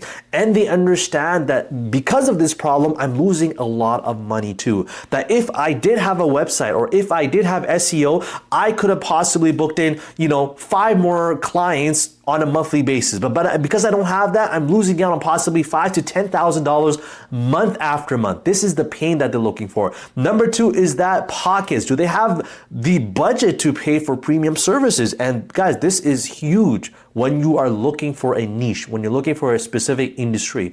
Not every niche will have the money to pay for what you're offering, because although the pain may be there for them, but the pockets don't have to be for them. I'll give you some example right coming up here too. And also, is potential. Is the niche growing or stable? Is it shrinking? You don't want to work with a business who is continuously declining, because if they're declining means they're making less money, and if they make less money, guess who's also going to make money? You are, because they're going to make tons of excuses. They're going to ask for a discount. It's not worth your headache.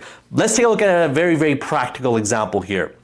Say you have a plumber versus a lawyer, right? And I know this is pretty simple for us to understand, but I want to really, give you an idea of how our 3P framework works. Let's take a look at our plumber, all right? Now, let's go with our first P of pain. Does he have a problem if he doesn't have a website, he doesn't have any marketing services? Is he losing out on potential customers? Is he losing out on the digital visibility? Are his competitors beating him in that side when they Google, plumber near me, plumber in my city, and he doesn't pop up? 100%. He's got the pain, no doubt. Now, what about the pockets? Does he have the money for this? And you're gonna have to do a bit of research in this, right? What I would do is quickly go on Google, go on ChatGPT, and search up what is the average monthly revenue for X business, for a plumber, for a contractor, for a pharmacist, right? Do a quick little Google search like that, do some research, and you're gonna see, look, if this average business is making maybe $5,000 or so, for them to justify a $2,000 website, for them to justify paying, $800, $1,000 plus month after month is difficult. Even though it can bring in them more money, but right off the bat for you to sell them on that is difficult on that. So pockets wise, from my research, I don't know about you, but it's gonna be tough for them, because the average appointment for a plumber is maybe $300 to $400 tops. Say you even bring them with your website, you bring them an additional 5 appointments, 5 bookings, right? 5 customers to their business just because of your services alone. That brings you still to maybe $2,000. Now for them to justify paying $1,000 monthly plus $2,000 for a website, it's difficult. Not impossible, it's difficult. Okay, so this is where that P comes in over there. And our last P is of what will be potential. Is this a dying business? I don't think so. As long as there are sinks, as long as there are toilets out, as long as people are clogging up stuff and shoving things in their sinks, which they shouldn't be doing, plumbers will be needed. But now here's the little tricky part. You also need to understand, well, where is this industry headed? Because from my understanding of the current market with contractors in general is they're becoming less and less independent and more relying on an all-in-one solution. What I mean by that, there's just so many apps nowadays, specifically within my city, which I see is where you go on one app and you just search up for a plumber and they'll give you 5-10 plumbers who are signed up for it. You just choose one from there. This plumber doesn't have a website. This plumber doesn't have a social media. This person doesn't have anything related to digital because they're relying on this specific app or service to bring them their business. So for that reason, honestly, I have a hard time saying that they want to have potential because of the way market is heading nowadays. I could be wrong. I'm not an expert in plumbing industry here. Now let's take a look at a lawyer. So we got pain with them, we got pockets, we got potential. Is there a pain for them if they are losing even 1 to 2 cases to their competition because they don't have a converting website, because they don't have marketing services? 100%. Okay, we've got that there. Do they have the pockets? You know very well they do, right? They make easily, $2,000 to $3,000 on the most smallest of cases that they get. So yes, they do have the pockets. Do they have a potential? Is this niche growing? Of course it's growing. The more people do things they're not supposed to be doing, the more lawyers are going to be needed. This is not a shrinking market at all. So we've got a potential there as well. So if you were thinking of working with a plumber, I don't recommend it. Okay. If you're thinking of working with the lawyers, definitely go for it, right? So this is how you can analyze 2 possible niches that you can be working with. Okay, now let's take a look at, how do you find your niche, right? Now guys, niching down, coming out with an industry, it's very personalized, okay? And the reason why I say this is a lot of your interests, a lot of your background, a lot of your connections have a lot to do with how successful you will be in your niche. Now, first, this is what I wanted you to do. First is check your existing knowledge and interest. Number 1 is, which industries do I understand? Now, a lot of people, maybe because they studied a specific type of program in university, college, or maybe they've just been around certain groups of people, right? They have certain connections with certain types of people, or they're part of different communities. And a lot of people talk about a specific industry, or they're working in specific industries. Because of that, they actually have a good amount of knowledge, maybe not as much as, the business owners themselves, but a decent amount to understand what issues they're dealing with and how you can solve those issues. This is what I mean. Check your existing knowledge. If you happen to be from a family who are business owners, right? They own restaurants, or you got a father, you got a grandfather, you got an uncle or an aunt who's a doctor. They run their own practices. And you can talk to them about this and understand, what are the issues that, doctors running their own practices, what do they face, right?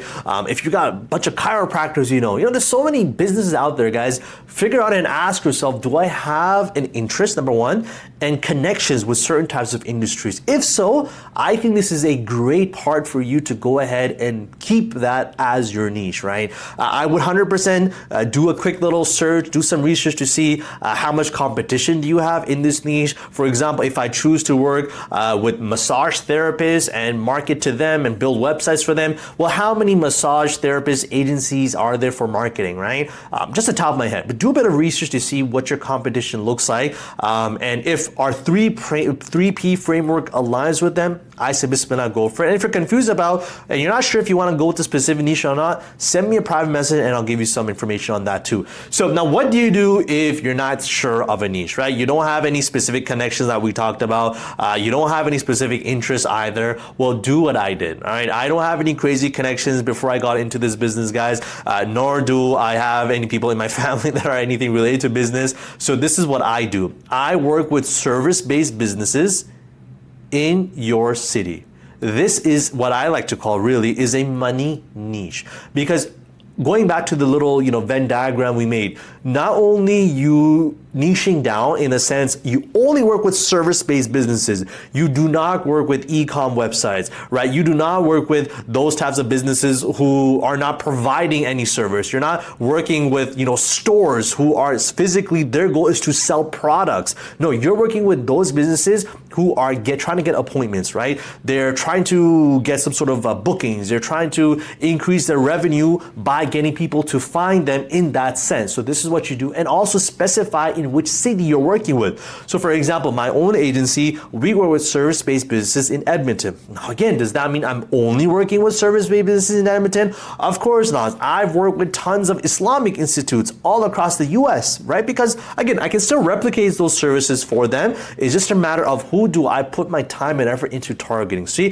when I'm sending out, DMs possibly, or when I'm sending out emails, or when I'm putting out ads on local marketplaces, and I'll show you guys exactly what I mean by that. It's crazy. It's a free way to basically bring in clients without spending any money on ads. I did that for the first probably 2 years of my agency. I didn't spend a dime on ads, and alhamdulillah, the clients came in.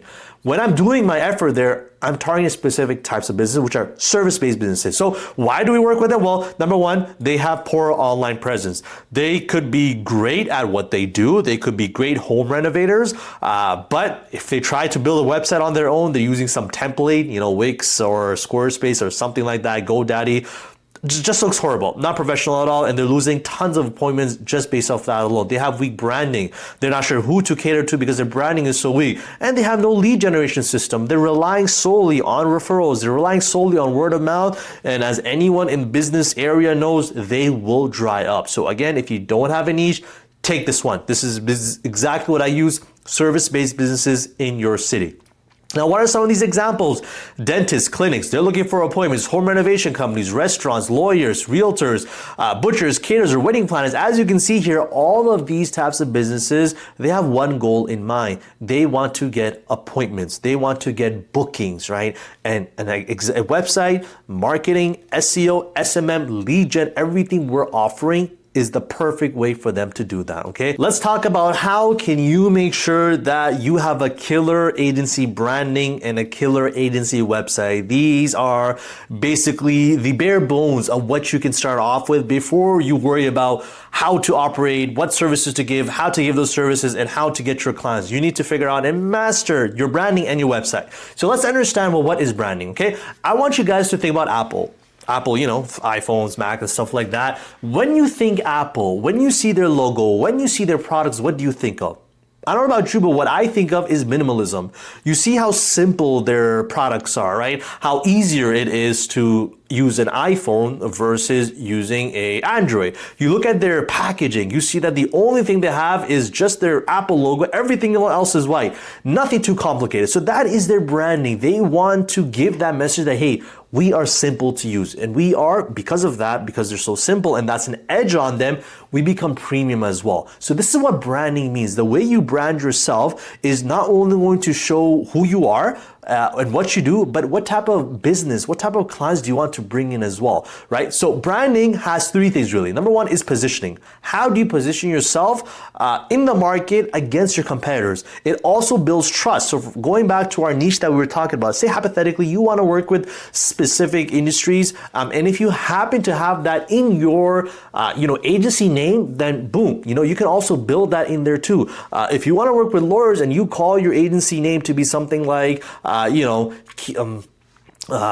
get more cases marketing or cases for you digital agency, something like that, well, you're already building trust, because when I hear that name and I'm not a lawyer, I'm already intrigued to see, well, maybe this guy can help me. And a big thing, guys, is perceived value. Your branding has to show that, hey, I am trying to not only bring a certain type of clientele, but the clientele has a certain type of money to spend on these services too. So understand these. And for branding, guys, I would highly recommend, do some research on Google, take a look at some possible competitors. If you've got a niche in mind, do some research on what type of agency websites they have, what type of branding they're doing as well, and use ChatGPT, right? Do whatever you need to do, but understand the importance of branding, number one, and how you want to brand yourself in the market as well. Okay, so let's go over a quick little thing about agency name. And I know this is something very, very basic, but the reason I want to do this is, I'll tell you with the screenshot right now. Number one is you want to have this agency name, which is simple and memorable. Now, if you already have an agency, which we've talked about before, and whether how far you got into building this agency or operating or not, keep it, right? I don't want you to change anything if you don't need to, right? If it's a horrible name, something that doesn't work out, maybe send me a private message and I'll let you know if this is something you want to stick with or not. But don't change anything if you don't need to. If you don't have anything, obviously start from scratch. Now make sure you have one of these three texts there: digital, marketing, or solution. This is very important, guys, because this has to do with visibility, right? When Google reads that you have these certain words in your name and in your domain, it automatically understands who to show your website to. So this is big for SEO purposes as well. Make sure you have that in your agency name. Now, for a logo, don't overcomplicate it. Use Canva, use ChatGPT, use all the hundreds of AI options out there. Just come up with something simple. Now, because will you be married to this logo? Of course not. You want to improve it, a couple months down the road, once you have some time to spend, go ahead and do that. But just come up with something very simple, because I'm going to need to see that from you. Now, this is very, very crucial, guys. I need you to go on GoDaddy.com and search for your domain availability. The worst thing you can do in this stage is come up with a nice name you like, get your logo ready to go, and then you're like, hey, well, I need a domain because once I launch my website, it has to have a URL, agencyname.com, and it's not available. Why? Because another agency is using that name. Very, very crucial. So make sure you go on GoDaddy.com and search it up. So I gave you an example here. I went there and I searched up topnotchmarketing.com, and I saw, hey, .ca is available, but that's because I'm in Canada. No matter where you are, sure, you can get .ca as well, but the big thing you want is .com. Top Notch Marketing is not available for .com, so I would not use this agency name. So go through these steps, and every time you have an idea, run it by GoDaddy quickly, see if it's available or not, and then make that your option to say. And if you're confused about an agency name, shoot me a DM, and then let's talk about it there as well. All right, let's discuss your own agency website. Keep in mind, guys, if we're trying to sell websites, it only makes sense that our website is exceptional, right? Imagine being a fitness trainer, right? And you're out of shape yourself. Will people trust you based off of how you look and how your fitness journey may be? Of course not. And we're very similar in that aspect as well. And it's crazy, the tons of leads I've gotten based off of people seeing my website alone and the organic outreach is done that's the very first thing they say. Hey, man, I loved your website. I'm looking to get a good website for my own business. So your agency website, make it as exceptional as you can, because it's going to do so much of the heavy lifting for you. First and foremost is that it builds instant credibility. Like I told you, if I am looking for a website and I see someone who's selling websites and their website is great, automatically I'm ready to go do that. And perception equals profitability. You need to understand that.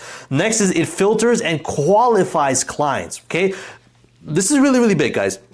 Especially if you've chosen a specific niche you want to work with.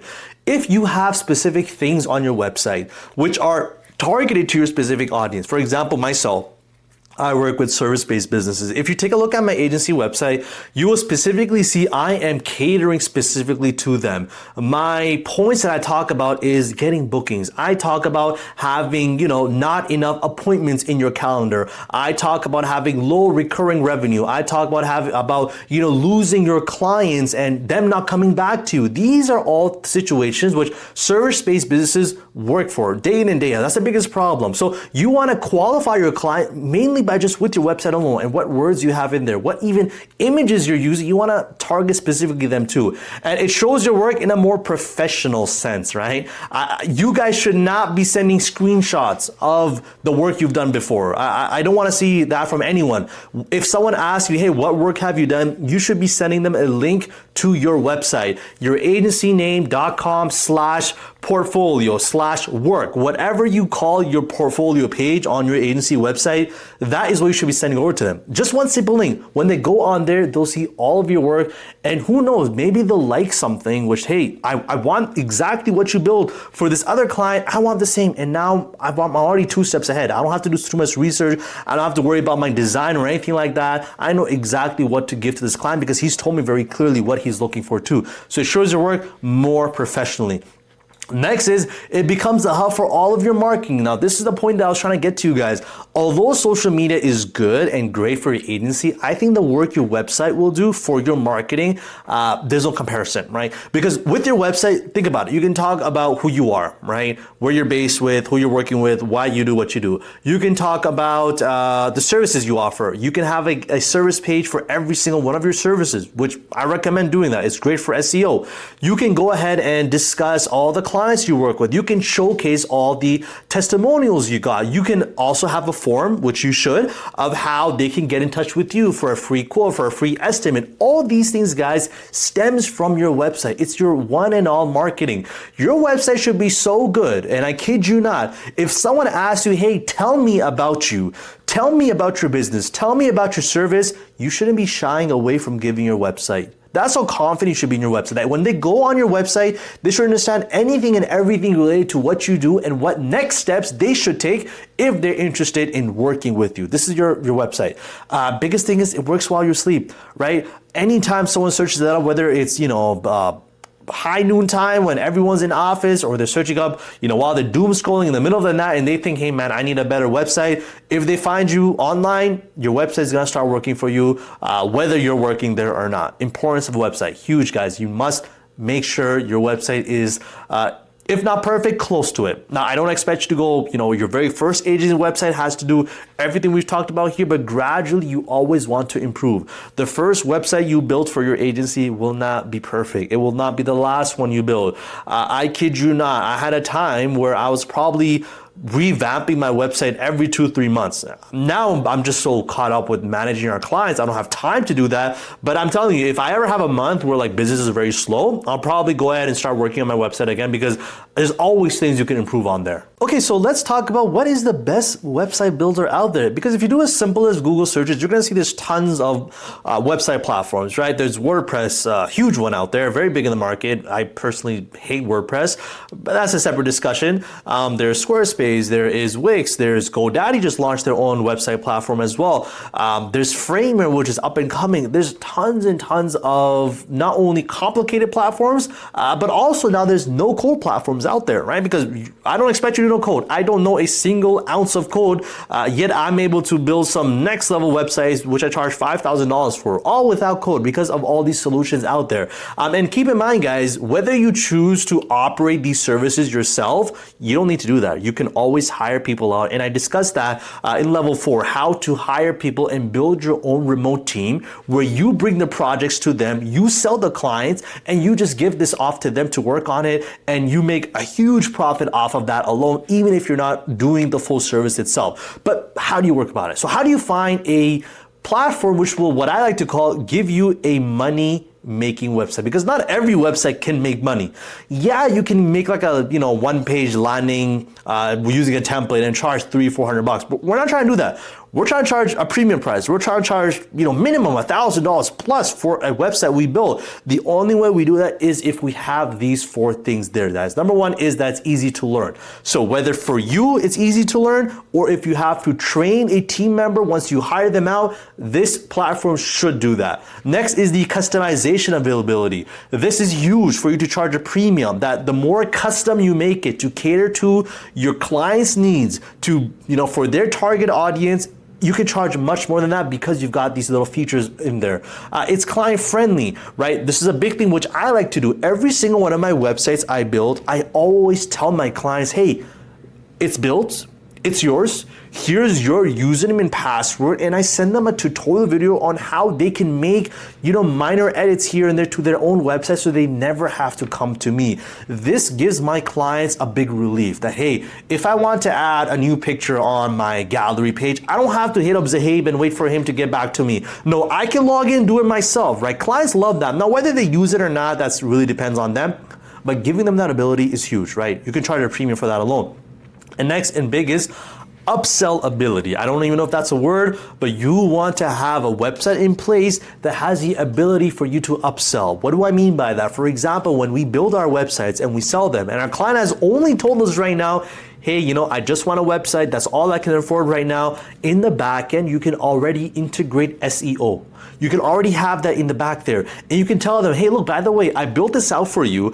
If you're interested in using this feature, sign up for our SEO and we can rank you higher on Google. So you're already setting them up for the next steps. It's not a one and done project. And I would say this is a goal you should always have. every project you work on, every client you work with, it should never stop there. You should already be thinking about what the next steps are to get them locked in for upcoming marketing services too, because no doubt it will help them and no doubt they need it too. So the sooner you can get them in on that, the better for both of you. So this is what a money-making website is. All right, so what is the solution? Well, guys, the solution is Webflow. I am a huge advocate of Webflow. This was, alhamdulillah, I got, very blessed here. The very first website I built for a client, which I charged $1,000 for, and I didn't know how to do anything really, but I guess it just worked out and he trusted me, and alhamdulillah, I learned Webflow, I would say, within a week. In 1 week alone of going through the Webflow University, I'll drop the link for that.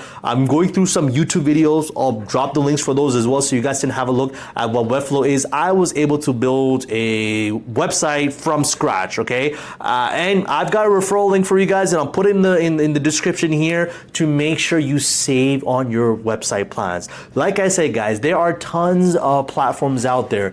If you've worked with a platform before, and you're good at it, right? I'm sure there's a lot of people out there who have worked with WordPress or Elementor or some other platform out there. I don't want you to throw everything away. I really don't want that. However, if you have the ability or you're starting from scratch, make Webflow your go-to platform for your own agency website and for all the websites you build for your clients. Believe me when I tell you, it's going to save you so much time. It's easy to learn. And the big thing is you can sell websites for literally $2,000, $3,000, $4,000, $5,000 website. The same website I sell now for like say $1,500 is the same website using Webflow that I could sell for $5,000 because the customization options it has, the ability to integrate third-party apps and platforms is huge on that. And when with the ability to custom code, if you have an idea of code or that's something you're interested in, you can do that with Webflow as well. It's a nice no-code platform which gives you the ability to code, which is the biggest thing that I like. So this is Webflow, okay? So this is going to be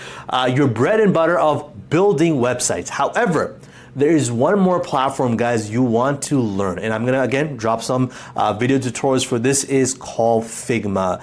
Figma, think about it this way. Figma and Webflow are like the tools you want to use for design and for development. We design our websites in Figma because number one, it's like 10 times faster to do anything on Figma versus on Webflow. Number two is we can actually charge our clients separately for the design and separately for the development. And what do I mean by that? For example, say you sell a client that, hey, you know what, your website is gonna cost $1,500. In the client's mind, they're thinking, well, I'm paying $1,500 for one service. Versus you tell your client, hey, your website is going to be $1,500. $750 for that will be for your design, and $750 for that will be for your development. Now, the client's thinking, well, I'm technically paying for two services, so it makes sense for me to pay $1,500 for this, right? So it's a nice way for us to not only market our pricing and justify them, but a big thing for this, guys, is you're gonna learn this in level 3 when we go over skills, mastery, and figuring out web design and how to sell it. Is you want to make things easy for you. So with Figma, it's like 10 times easier for you to make changes than it is to Webflow. So what we do is we design our wireframes, how it looks like on Figma, send it to the client for approval. He gives us a thumbs up, then I know exactly what to build on Webflow, and then I develop it accordingly. So these are going to be your two tools you're going to use for all your website projects, Figma and Webflow. All right, now let's go back to when we were talking about our agency website tiers. Like I said, not every agency website is the same.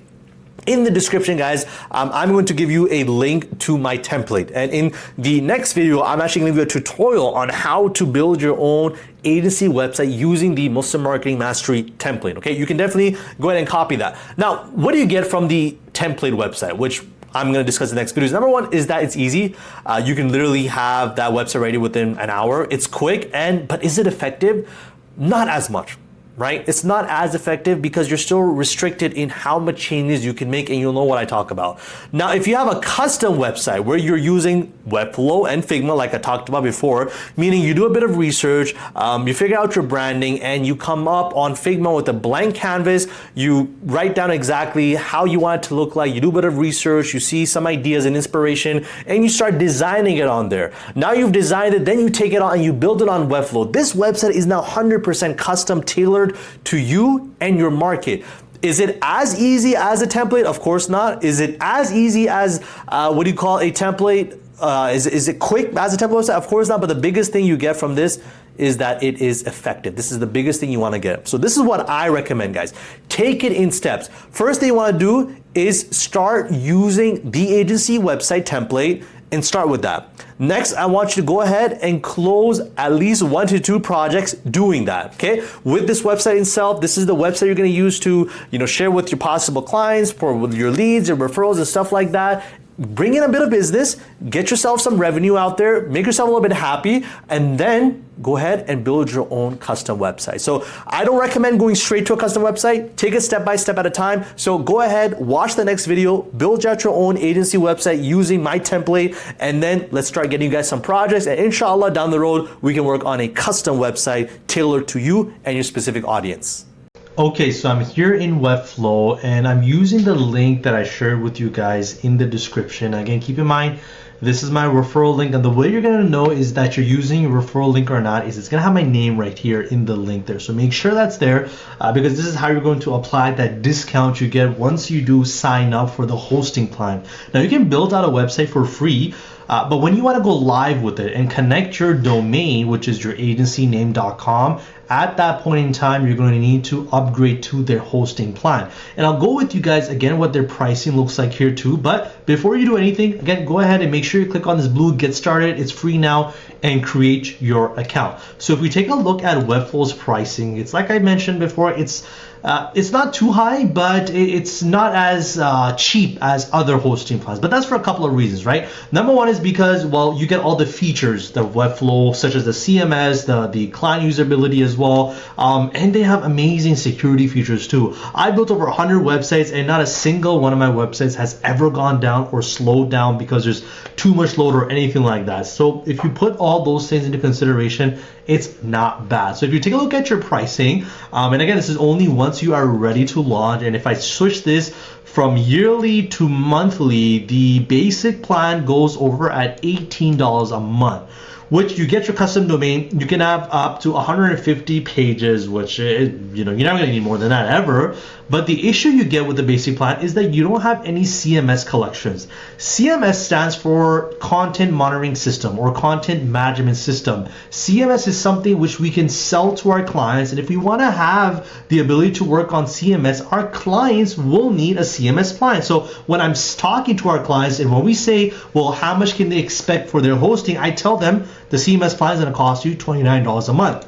Now for you, if you want to use the template website, the Muslim Marketing Mastery Agency template site, which I'll link below, you need to upgrade to the CMS plan because it has a CMS collection. So make sure you have that in mind, that if you want to use this template and whenever you are ready to launch with it, that you consider this is the charge you're going to be paying on a monthly basis. If you go for the yearly plan, you save 20%, 22%, which is pretty good. Only thing is they charge you for the full 12 months right away, which is something like $267 or something like that on the yearly basis.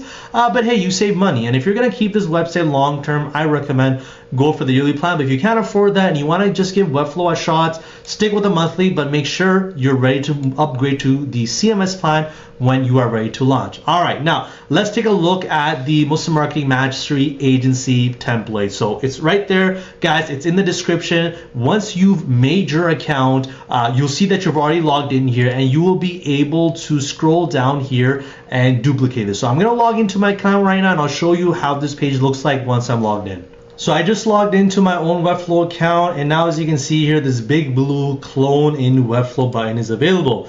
So this is what you want to do. You want to press on this button. What that's going to do is basically give you the ability to duplicate this entire website, everything from the text to the colors to the images and logos and everything like that, over onto your website as well. So I'm going to go ahead and click on this big blue button that says Create Site. You can call it whatever. So I'm going to call it Zahab's Agency, and I'm going to go ahead and create site. It's going to duplicate this over onto my dashboard. And there you have it. You are now in the Webflow dashboard, and this is where can go ahead and start working on your website. Now, there's two ways you guys can go about this. I'm going to talk about the hard way, and then I'll go into the easy way. The hard way is where you actually learn everything with Webflow, which I want you to do. In level 3, we're going to go over a lot of tutorials based off of Webflow and how the tool works, how all these different buttons you see on the left side and right side, what they're doing, what the purpose is behind is, how you can adjust the styling without messing everything up, how to build on navigation and components and stuff like that. The easier way is to go onto the Webflow editor, which I'll show you right now. And this is what I want you to guys do right now. Take it easy, do the easy stuff, and then you can get into the more customization features later on. But in the beginning right now, our job is to have our agency website ready to go so we can start using that to get paid. So here on the top left where you see design here, I want you to go ahead and, click on this button right here and go on editor. So click the W Webflow button and then go over into editor. So we're gonna go open publish menu. I think it wants us to publish the website first, so we'll do that. Now the website is published and we've got the .webflow.io domain I was talking about. So if you click on this button, this is the .webflow.io. This is the free link basically we can use for the time being to test it out. And part of the requirements for you guys to move on to level 3 is to post this link. So make sure you understand that. But it's just going to have this made in Webflow button. That's the only little con for that. But nonetheless, this website is live. Okay. So back onto Webflow, I'm going to go on this W button and I'm going to go on editor. What that will do is open up the entire website as it was, but on the bottom, you're going to see there's a Webflow bar going up on the bottom, which tells you that you are currently on the Webflow editor mode. Okay. Now from here onwards, as you hover over things, you can see a little icon pops up here, right? You can see, I can change the text for this. I can change the logo for this as well. So now here you can start customizing this website to fill your needs. So I will start off with the logo. Right, you can go ahead and click on this little icon with the image there, and I'm just going to choose a random image from here. Let's choose, for example, this one, which I was probably testing out with. I'm going to click open, and as you can see here, it'll update that button, that logo, to that now. And there it is, it's up there. Ideally, you want to choose a logo which doesn't have a background, so make sure it's a transparent file. But just like that, guys, you can start working on this website right away. So right now, by default, I have the agency focused on your growth. You can change this with the agency focused, or change it whatever, focused on getting you more appointments, whatever it is, but have some sort of a heading which pops out and speaks to your niche audience. Same goes with all of these little descriptions. Now, a lot of places you're going to see this lorem ipsum dolor, blah, blah, blah. So this is what they call placeholder text. So the placeholder text is there so you guys can customize it. I want you guys to do a little bit of research and see what content, what text, what images you want to put onto your website here. So feel free to, edit this stuff however you want. Go across the entire website. You guys don't have to change anything on the buttons. The buttons can stay where they are. And same goes for your services, right? If you want to go ahead and click on these services, you know what, change it there, stuff like that. These are 4 services which we will be covering in our program, so you can keep all 4. But if for whatever reason you don't want to have them, you can delete them as well, right? You can get rid of it altogether here. You can just erase the lead generation if this is something you don't want to offer. But for the most part, the Webflow editor will give you ability to change a lot of things. Now, there are a few things which you're not going to have the ability to change right now. So for example, if you take a look at view our projects, if you want to change, now these are again just some dummy projects I put on there just for the sake of having it up. To change these things, you need to go on the bottom here and go on collections. Okay, so collections here, we've got some blog posts that were there, because we're going to start using blog posts in level 3. It's going to help you rank higher on SEO. You can take a look at the projects. So these are just 3 dummy projects that we've got right now. But because you're not using them right now, what I would go ahead and do is I would just, archive them, right? So when you archive something, it won't be available anymore. So I'm going to do that for you guys because you don't have any projects right now. But if you worked on some projects already, go ahead and add them over here, right? If you've done some website projects in the past, add them here. It's a great way for you to showcase your work. But as you can see here, you just put the name, summary, you put a cover image, you put some alt text, the client name, the service you did, what we did for them. You can go ahead and just talk a bit about your project. There's something we're going to do later on. Put some categories and stuff like that. So I'm just going to archive them here, and I'm going to go back to our website, and we're going to notice, see, no more projects here just because I archived them. You could even delete them, but this is something you guys are going to want to do. I did build them out because you want to use them in the future, but for now, go ahead with the entire website, go page by page and change all these things. For example, you can change this heading, marketing solutions that work for you, change that up. Feature, call it some sort of feature you want to offer. Same goes with, I've got 6 features here, so come up with 6 features that your agency likes to offer, and you can use Google, you can use ChatGPT, I don't care what you do, but you want to have a little bit of content here so your leads understand who they're working with, and they're inclined to really get in touch with you, right? So go and across the entire page. Now, same goes with our clients. Now, you can put some dummy reviews for now. If you don't want to have that, you can go ahead and hide these sections. Hiding things on this specific template is a little bit more complicated than just adding things and changing the text. If you want to know how to do that, send me a private DM and I'll show you how to do that too. Basically, you just have to go on Webflow Designer, not Webflow Editor where we were before, and you do that over there. Same goes with some FAQs, right? Go ahead and put some information. How much do you charge?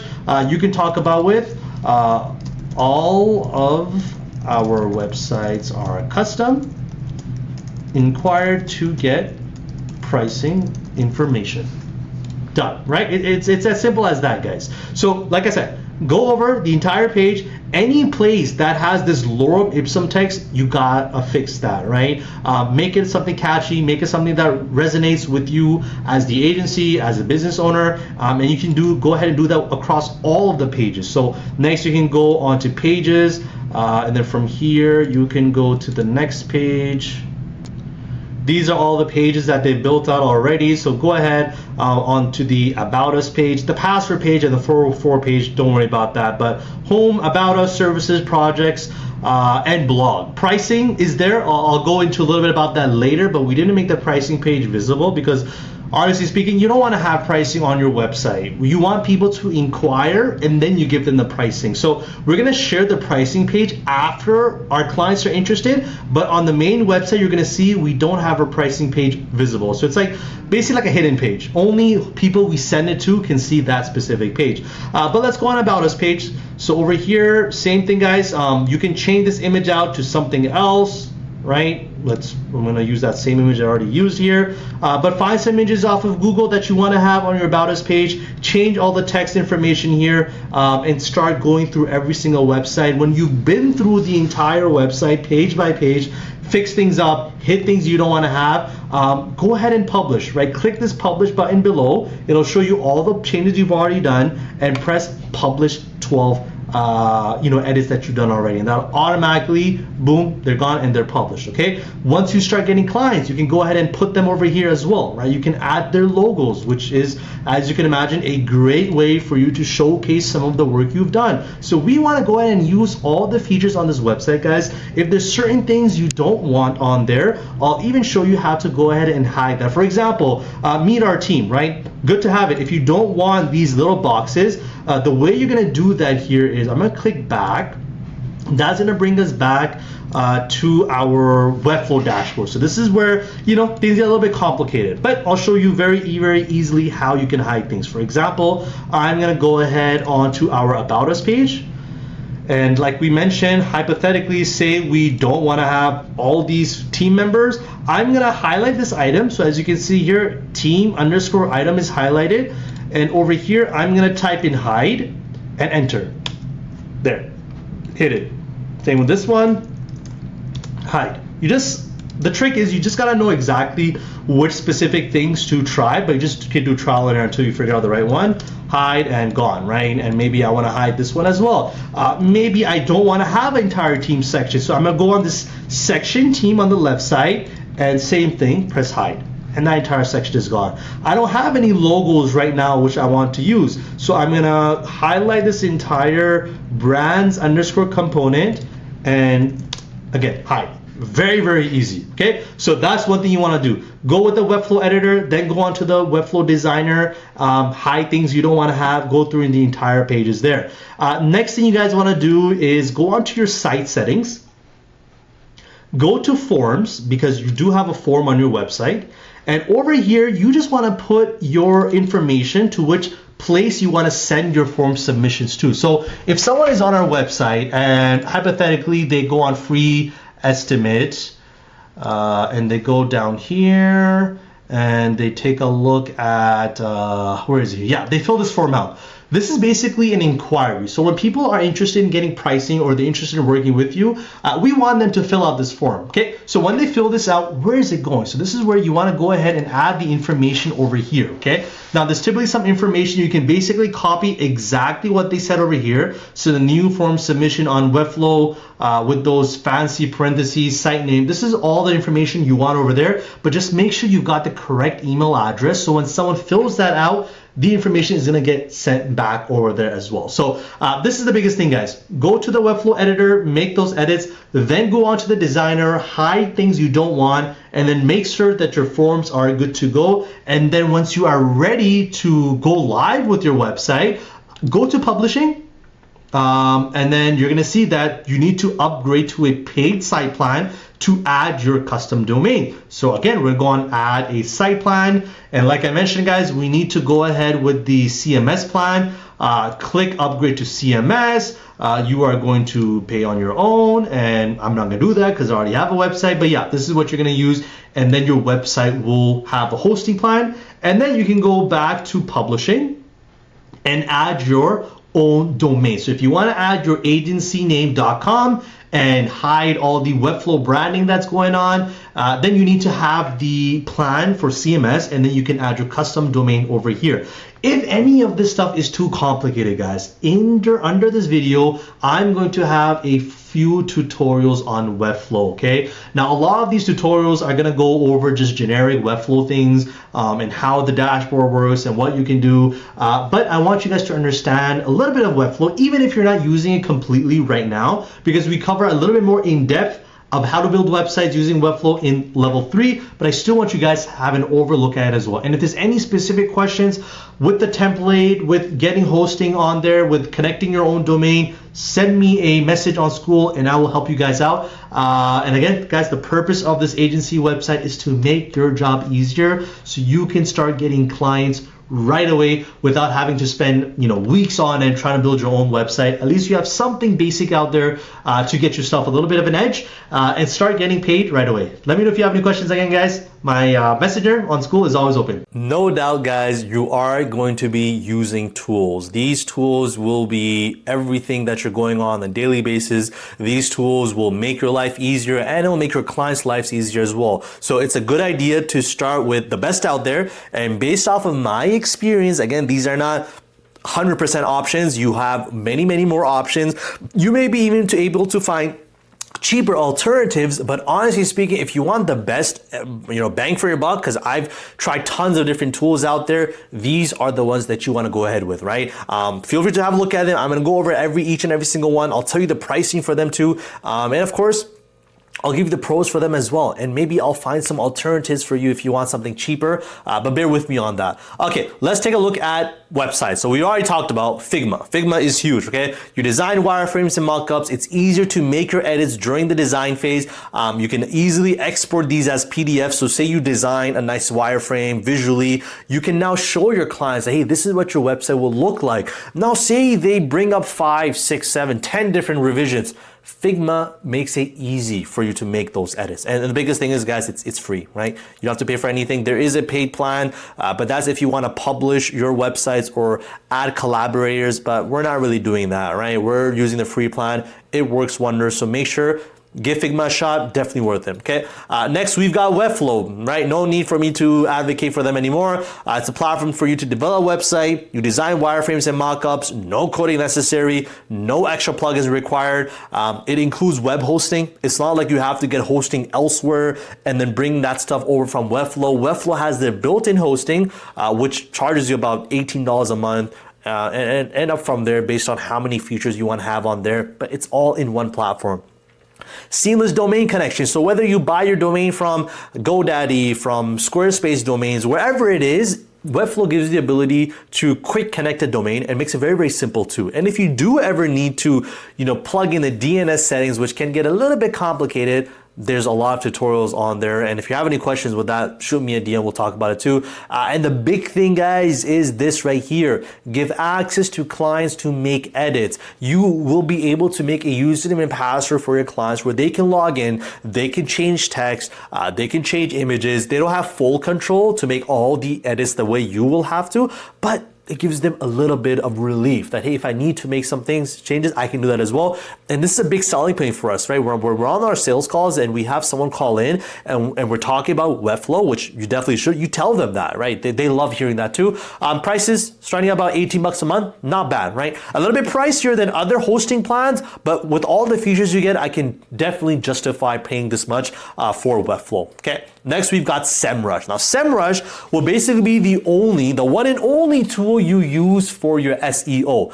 All-inclusive SEO tool, right? You can check a client's site health. You can track keyword ranking. So, for example, say you're working on specific keywords, your client ends up being a towing company and you want to rank them for towing company in whatever city you're in. Now, because you're building out these service pages on your client's website, because you're working on, getting them backlinks, and if this sounds complicated, don't worry about it. We're going to cover everything on how you can do it and how you can hire people to do this as well for you. SEMrush will give you the ability to do all that as well. Competitor analysis, right? This is huge for not just your clients, but also for you. You want to know the competition that you have in your city or in your specific market, how they're doing on SEO versus you. Link building, and big thing is reporting as well. So you can actually showcase your clients what work you're doing for them. So a bit pricey. Starts at $139 a month. However, I don't recommend you getting this right now, okay? Learn SEO, offer it as a service, and the moment you get your first client, then you pay for this, because you could charge easily $800 plus for SEO. So with that $800, you use that to buy SEMrush, and with one account, you can manage, I think, something like 3 to 5 clients itself on the basic plan, which goes for $139 a month. So definitely worth it. So don't rush into it right now. Learn how to use SEMrush, possibly with video tutorials, and understanding how SEO works all together. And the moment you get that first client, use that money to actually pay for your SEMrush account. Next, we've got Google My Business. Everyone knows what this is. Maybe you don't know you're using Google My Business, but anytime you go on Google Maps and you click on directions to a place, or you see the phone numbers, or you see the reviews, that is their Google business page. So this is good for SEO too. It's necessary for all businesses. It helps them get reviews. You could post the business services and offers, and this is something we do for our SEO clients too. We get access to their Google business page, or if they don't have it, we'll create one for them. And amazing thing is that it is free. Moving on is Meta. Okay, so Meta basically owns Facebook and Instagram. So this is what you're going to use to create and manage your ads. This is also what you're going to use to make your posts and then post on them too. So in one place, you'll be able to post on your clients' Instagram and Facebook pages, which is easy for you, right? It makes it much more seamless for you as well. Now, although the platform itself is free, it's going to require ad spend for you to run any ads. Now, I'll go into a little bit more into details, of course, when we cover social media marketing. However, a good thing to understand is you're never gonna pay for your clients' ads. You never should. Right? This is an additional charge. We're going to tell our clients that, hey, you know what? We charge a blank amount, $500 a month to run your social media marketing. However, if you want to run ads for a specific offer or a specific promotion you've got going on, you will have to cover the ad budget, and they can let you know, yeah, you know what? Let's spend $200 on ads. Let's spend $500 on ads, whatever it is. You guys discuss that with them, and Meta will charge them. They're not going to charge you. So don't worry about the ad spend either. This is something the client should and always will consider and take over as well. This next one, guys, is huge. Bonsai. Now, you're going to be dealing, inshallah, one day with tons of clients, right? 10, 15, 20 clients at a time. Now, how do you bring them all into one place to see what their progress is like, to see how much they're paying, to see if their invoices are paid, to see if they've signed their contracts, and anything related to even managing your own team? Well, this is where Bonsai comes into place, right? And I've got a referral link for them too as well, guys. Make sure you sign up using Bonsai with that link. You don't have to get the paid plan just yet, but make sure you sign up with the referral link, because when you do upgrade to a paid plan, if you so choose to, then you can go ahead and save money on your plans too. But nonetheless, with Bonsai, you can send invoices, contracts, reminders, basically anything and everything related to making sure your clients are paying you. Bonsai is huge. When you send an invoice from Bonsai, it'll get sent to their email. And if hypothetically they say they didn't see it, but they opened the link, Bonsai will send you an email saying that your client opened the invoice. So you can catch your clients in a lot of lives using this tool itself. But the big thing is that you can manage. You can see, well, when are the upcoming invoices coming due? When should you be sending out the report? If they haven't paid for a while, you can send reminders for them as well, which come straight to the inbox. So all these tools, along with managing your team, and another thing is bookkeeping, right? Seeing how much you're spending on your tools, your services, and ads if you run so, plus how much you're making back as well. Of course, this is huge for any business, especially for us. You can manage your booking here as well. And guys, it starts at $9 a month. The Essentials plan, I believe, goes for $18 or something like that. This is the one I recommend, because then you can charge your customers via credit card. And as you know, everyone's using credit cards. It's easier for businesses to use that. Then you can charge automatic payments with credit card as well, as long as you've got that Essentials plan too. So now, whether you're looking into getting this plan or not, I highly recommend use that link and sign up for it. And whenever you are ready to, upgrade to the basic plan or the Essentials plan, and then you can go ahead and save money on that side as well. Okay, and now we are up for another action item. After you've done building up your website, most probably using the template, and if you didn't and you built your own custom, even better, go ahead and plug in your domain or your URL, whether it's a .webflow.io, the free one, no problem, or your custom domain. Put it on there and share the link with it on school, right? I want to see what you guys built out there, and I want you to use your website and how you built out to share with the rest of the community, because we want to push each other, right? If we see someone who used our template website and they did a better job than what we did, we can have a discussion. We can talk about what they did differently and how you can bring that in as well to your own website. So go ahead, action item, launch your agency website, plug in the domain, the URL, whether it's the temporary one or your custom one, and let's take a look at what you built on, and let's see if we can improve on it as well. Alhamdulillah, that's level 2. By now, you should know exactly what niche you're going for, how to set up your website, and be familiar with all the tools you need to succeed. And if you want me to help you one-on-one, I have a mentorship program with a 100% money-back guarantee if you don't get your first client within 90 days. I don't know how I can make it even more of a no-brainer offer for you, but I will say this, that this offer won't last forever. So if you're Muslim, working a 9-to-5, you're tired of missing your salah, free mixing, haram gatherings, and the lack of financial freedom, or you just don't want to waste time after time, months, and even years making the same mistakes I made and potentially losing thousands of dollars in the process, click the link in the description right now, book a call to see if you qualify for this program. Now, to keep your momentum going, let's move on to level 3, which is skills mastery, so you can actually build and deliver your services. Welcome to level 3 of the Muslim Marketing Mastery Program. Now, if you've gotten this far, alhamdulillah, you are making huge progress. Agency Foundations was no joke. I'm sure at this point in time, you figured out exactly who you are in terms of your branding, your niche, your audience, and you should also already have your website design ready to go. Whether you use a template or build your own, website is live. And maybe we've also talked about potentially targeting some leads and start building your sales process right away, and potentially even have a client that we're working with. So now when it comes to skills mastery, what we're going to cover are basically 2 things, right? First of all, I gotta say, this is a very exciting phase. I think you guys are going to love it, especially if you are involved in the technical side of things, whether you want to learn it yourself as you want to fulfill every service for your agency, or you're looking to learn about it and just hire onwards, it's going to be huge, and I'm sure you guys are going to love it. Now, throughout this entire process, now take in mind, this isn't one of those levels you just want to run through all in just one session or just in one night, right? And just grind it through. There is a lot of technical stuff I go through, along with me explaining a lot of the skills and services themselves in terms of what they are, the purpose behind them, how to sell them, and really pricing as well. But there's going to be a lot of YouTube tutorials which are going to benefit you greatly. Now, those are just starting points. Of course, there's always a huge plethora of different tutorials you can go through for each one of these tools we use and services themselves. But bear with me here. Go through every single thing properly. Rewatch these videos if you have to. And if you have any specific questions, I'm always here to answer them. All right. So nonetheless, let's get started off with it right away. So let's get a better idea of where we are again. So we're done with agency foundation. So we shouldn't have to talk about anything further really regarding our agency itself. Now it's all about the services, how we're going to offer them. Okay. So let's talk about, well, what are the money-making services that I want to offer in my agency? Because if you do a quick Google search and look at all the possible services you can offer as a web design marketing agency, there's an whole ocean, right? But not every single service you find is actually going to be profitable. Now, what do I mean when I say profitable? It's not just the fact that it makes you money, but the amount of effort and time you're putting into learning the service itself, learning all the tools regards to it, then spending the time to find those leads, and then doing your sales process, closing them, going the back and forth, and then going on to fulfill the service.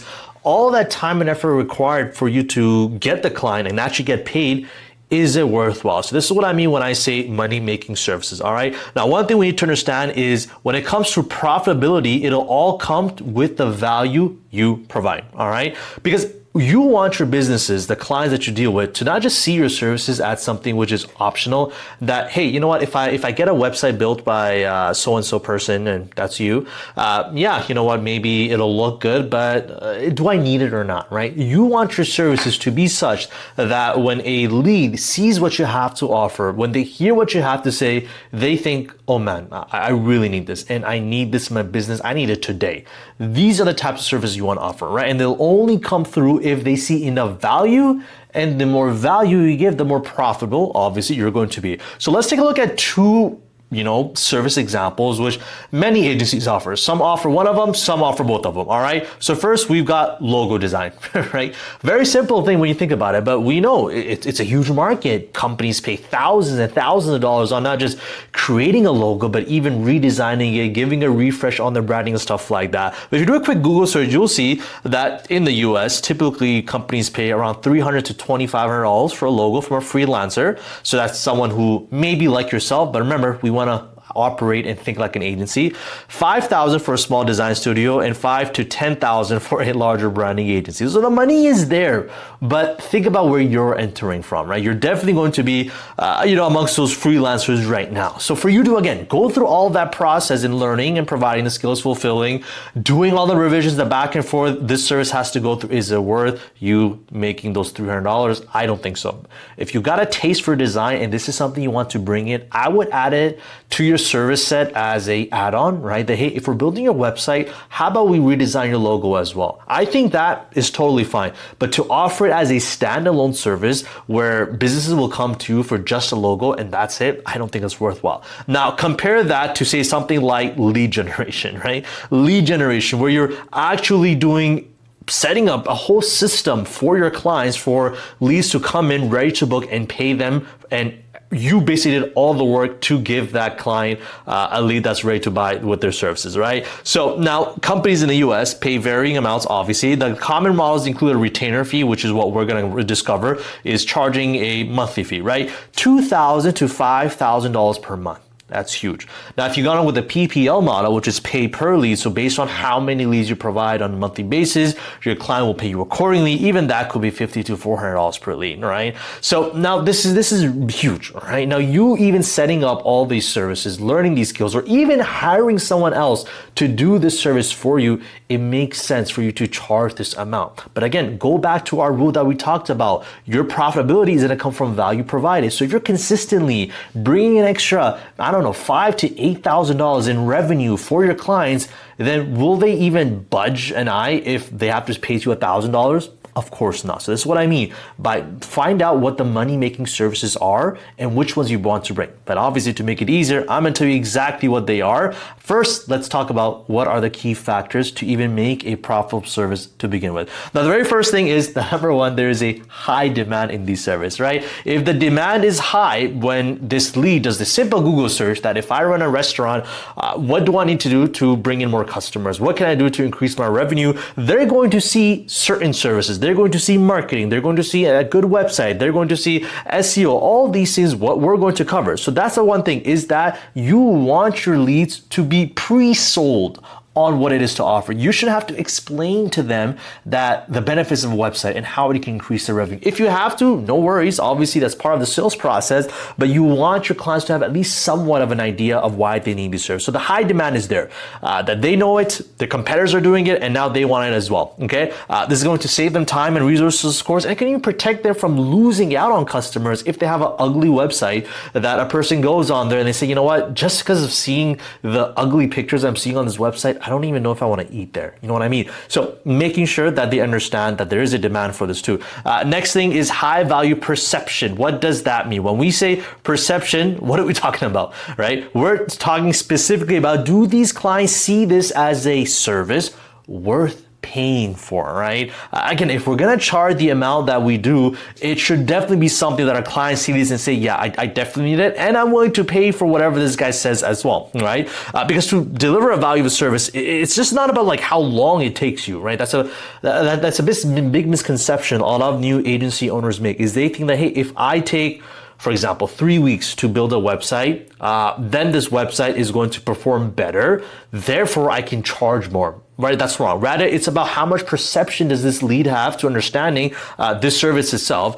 Even if it takes you a short amount of time, but the value they get out of this service, that's what needs to be really up there as well, okay? Some of these services for us are gonna be very easy to fulfill. Believe me, like SEO, for example, when we talk about it, you're gonna be scratching your head, man. This is actually pretty easy. I only have to spend maybe like an hour or two per week, per project, and they're paying me $700, $800 a month, right? But look from the client side of things, that with your SEO, with this minimum amount of work you're putting in for them, they can increase their website traffic. With an increase in website traffic, they can be booking more appointments, they can begin making more sales, just overall increasing their revenue. So don't think about, well, how much work am I putting? More so, what are they getting out of it, okay? And the third thing is scalable delivery. This is very, very key. There's a lot of services out there which are one-offs. Like we gave an example of logo design, or if you want to do graphic designing flyers, posters, brochures, stuff like that. Yeah, it's good, but think about it. Every single project, you're gonna start from scratch. You have nothing to build off of. In comparison, if you have a skill which was scalable, which you can templatize, you can build specific SOPs for it, standard operating procedures, then every new project you get, all you have to do is start replicating stuff and then make the customization as required. So if a service has all these three things, then yes, this is what we call a money making and profitable service, and this is what we want to bring into our agency. All right, now let's take a look at what are some services you want to offer immediately. Now, what do I mean by immediately? Now, you, depending on where you're coming from and your level of understanding of the agency model and marketing in general, maybe you have an idea of web design or SEO, SMM, and so on and so forth. Maybe you don't, right? But nonetheless, every single agency owner in our program, which I'm going to be working with you obviously hand in hand, is we need to offer 3 services immediately. When I mean immediately, I mean we want to learn them properly. If we need to hire them out and bring in team members to fulfill it for us, we'll do that as well. And we also want to advertise these services across our own website and on our socials, and do our generic outreach that we do, because these 3 services, they work.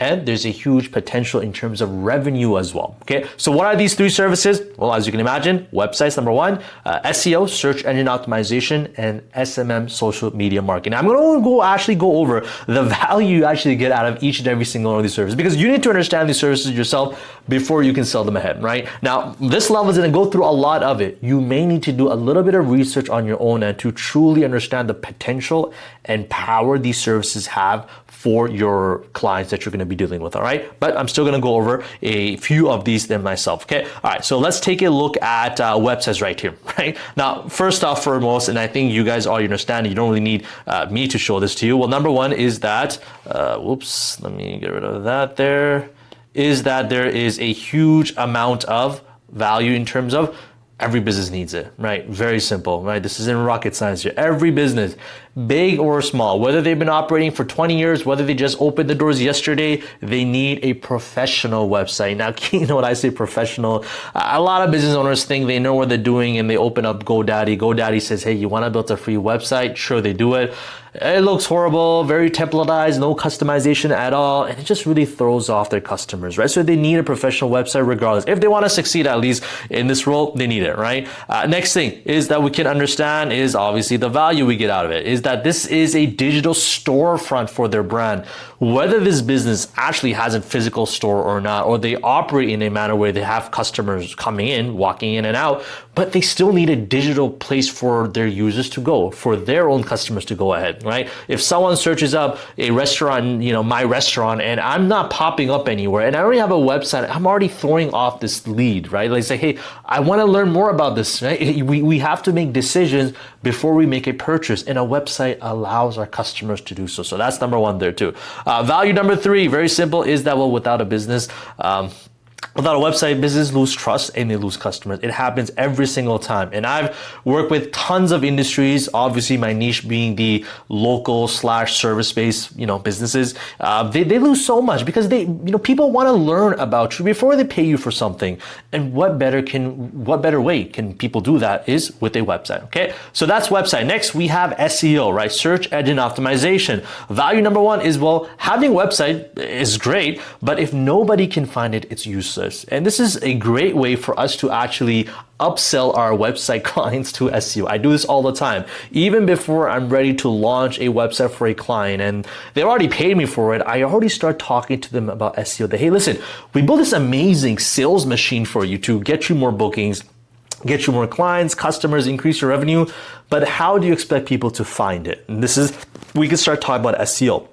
The power of it, that when someone searches up, for example, if I'm a plumber and I'm in Edmonton and they search a plumber in Edmonton and you pop up, this is amazing, right? This is the best thing you can tell a small business owner, is that you are on the first page of Google. So this is what SEO is. We want to be on top, okay?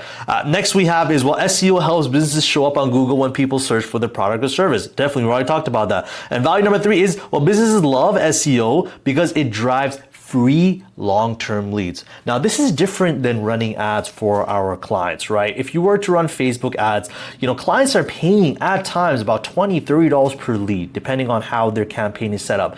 With SEO, understand there's just our management fee. Our clients don't have to pay an extra dime in advertising. We do all the work, and our clients are just trusting us based off of our skills and expertise with SEO to get them leads. And eventually, as the website traffic moves up, obviously, then their bookings, right, their customers, their calls will increase too. So this is the beauty of SEO. The clients don't have to worry about, man, I'm spending $1,000, $2,000 on ads.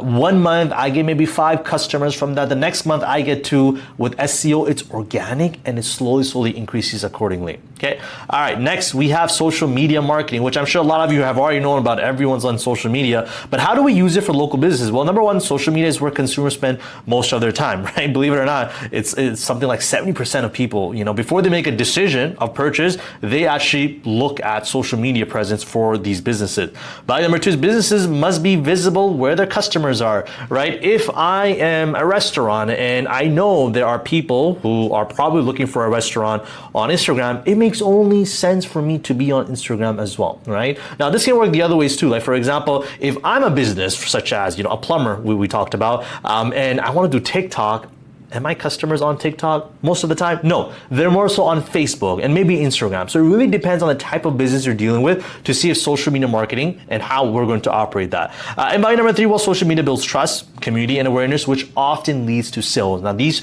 two things are huge. You're going to see me talking about that throughout this level is awareness and trust. We want to help our clients build these two things, because when we help them build that, we bring the customers to their door ready to pay. And this is huge. And this is really the whole purpose of these three services that we want to offer immediately, is to make sure we're doing this for our clients time after time, no matter how big they are, no matter how small they are, no matter if they sign up for $1,000 website for us or a $5,000 website for us. We always want to help them increase their digital presence, increase their trust, and in return, get them more customers. So these are the services we want to offer immediately. Now, there are some additional services you can offer. However, I don't recommend them offering them right when you start your agency. A few reasons, right? For example, let's take a look at it. We got Facebook ads. Facebook ads are very, very technical. It requires a lot of trial and error to see, which audience that you're working up for your clients, what type of creatives you're using. So just not only is our, our time goes up here as well,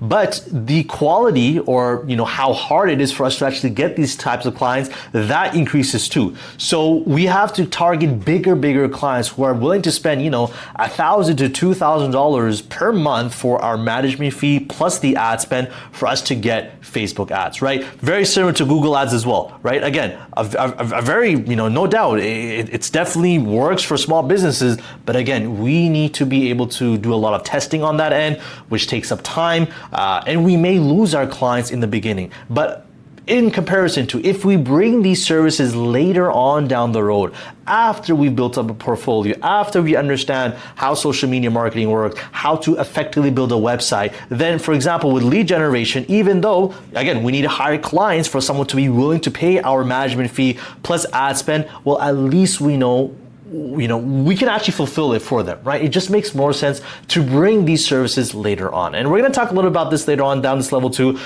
when we should be doing it so and when we should start offering these services. But immediately, I don't recommend it. If you really want to go ahead and push for it, you can, but like I said, start with just 3, see how well you're going, see where you find your inclination from, and as you grow upon them, these are services which can very simultaneously come in and work around with whatever you got going on. Now, another beautiful thing that we can actually do for our clients and us just being an agency in general is that with our 3 services, a website, SEO, and SMM, we can cover the full customer's journey, really from start to finish. Anything related to their online digital presence, we can take care of that for them. And obviously, the more services they get with us, the more we charge them for that, but the more value they get out of it as well. Now, take a look at it. For example, say we start with just a website, okay?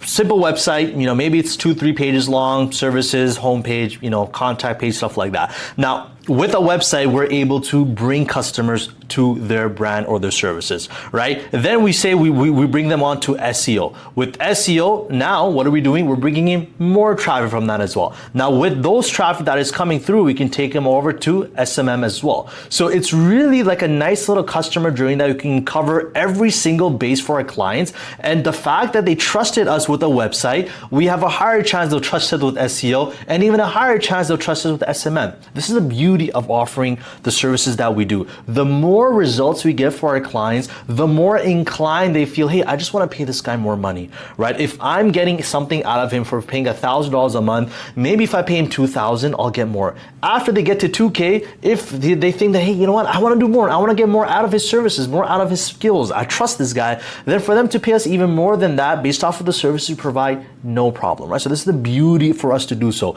We can also sell these things as a bundle. If you know someone is willing to go all in, sell that to them as a bundle, right? Tell them that if you get all these 3 things, you'll get us some sort of a discount as well, then why not, right? So this is a nice thing. Every one of these services, they tie in together and they all are generating more leads. They're all generating more sales for our customers. And biggest thing is, like I said, increasing their digital presence. So again, guys, offer these 3 services right away. Do whatever you can to learn them, become experts in them. And if you need to hire out someone because you've got, a couple of clients ready to go, and we'll talk about that, in different levels as well, how to build your own team, then it's definitely worthwhile doing so. Let's talk about website. Okay. Now, for most local businesses, the very first thing that they do when they open up their doors is actually a website, right? They want to get that done. And it's fairly easy for business owners, no matter what level they are, no matter how much revenue they have and, what how business savvy they are is they understand the importance of a website, right? It's the modern version of a shop, a front, or like a sign. And without it, as we can understand, they're going to be losing trust. They're going to be losing visibility, and overall, they'll be losing some sort of customers and bookings as well. Okay. Now, as a digital marketing agency like yourself, offering website truly is one of the fastest ways for you to become profitable. Okay. We've already talked about how every business needs one. The value is easy for us to explain to our customers as to, hey, listen, without a website, this is what you're doing. And with a website, this is what you can get. And you can actually physically show them some sort of evidence as well, based off of what they have going on so far, what you've done previously for other customers and clients, and also even sharing their competitors, show them their websites and how they can be doing the same to help increases their revenue. And the biggest thing is that, with all the tools out there for web design and building high converting, very eye-catching, beautiful websites, such as Webflow, like I use, and I recommend all of our members to do so. It's very easy. It's very efficient too. Okay. And the beauty of websites is, like I mentioned before, is it opens the doors for you to upsell them to SEO. So websites, I feel, will be your bread and butter. For me, especially at my agency, they are the bread and butter for our agency. It brings us so much more potential of bringing our target audience a little bit more broader, and being able to upsell them to SEO is huge as well. Now, when I say website, believe me, I'm not talking about some sort of $100 websites, okay? Like what you see here on the left-hand side, linkscards.com. I'm like fairly confident this is a parody website, but you can look it up yourself. It's an actual live website. Apparently this guy sells cars, I think somewhere in the UK, and the website's still up. But as you can tell, very, simply, without being a web expert, it's ugly. It's all over the place. Why do you have a navigation bar on the left side? And why are there all these CTAs on the bottom? Nothing looks right. Nothing looks where it's supposed to be. But this is the type of website which, if hypothetically you were to do, maybe you can charge $100 for, and the business owner wouldn't care. He's like, hey, it's $100. Now, in comparison to what you are trying to accomplish, and what I do at my agency themselves, is we build high converting websites, which are perfect for our target audience. They help our business owners target specific people, target specific services as well. We build out an online booking platform for them as well. We allow them to get their leads come straight to their website. Their website basically becomes a 24/7 salesman for them, okay? And this is a website project we did for Stella Landscaping. This was literally their website before. And this is not too long ago, I think a year ago. Now this website, I swear, this is a design from like the 1980s, man. I'm not even joking. This is literally what he had before. The guy himself, he's like, hey, I never even thought about it till now. He reaches out to us, and this is what we built for them, and we charged him $2,000 for this website.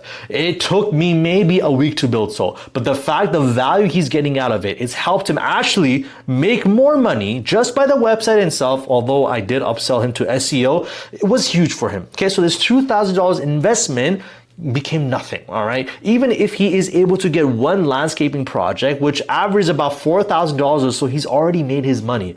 Now that's just one project. If he gets 2, 3 on a monthly basis because of the website I built for them, hey man, good for him, right? So this is what we're trying to build. We're trying to build beautiful websites that will help our clients actually make more business and book more appointments. That only happens when we build the types of websites that we're going to go over in this chapter as well. All right. Now, we've already been through here, so let's take a skip like that. Now let's take a look at, well, what makes a profitable website for a local business? Now I say local business because most of you, this will be your niche. If we spoke about you and I, we understand what niche you want to go ahead with, and we're happy with it and it works for us, alhamdulillah, we'll stick to that. But for the most part, when it comes to at least local businesses, here are 4 things that make a website profitable for a business. Number 1 is that it builds trust, okay? We've talked about this before. The more trust you build for your clients' customers, the more customers will come to them. Number 2 is it generates leads, which, as you can imagine, when you have a CTA on a website such as call now, get a free quote, it pushes their customers to book for them as well. All right. We can connect those contact forms to come straight to their email. We can even connect them to go like a text message over to their own phones. So they, right on top of every single customer, right? So for example, if we're going back to the example of our, landscaper that I did a website project for, imagine if, 15 people coming to those websites, they'll fill out that free estimate form. Now, from those 15, 10 of them are like, you know what, yeah, let's talk a little bit further. From 10, even 5 of them are ready to book and they start paying him.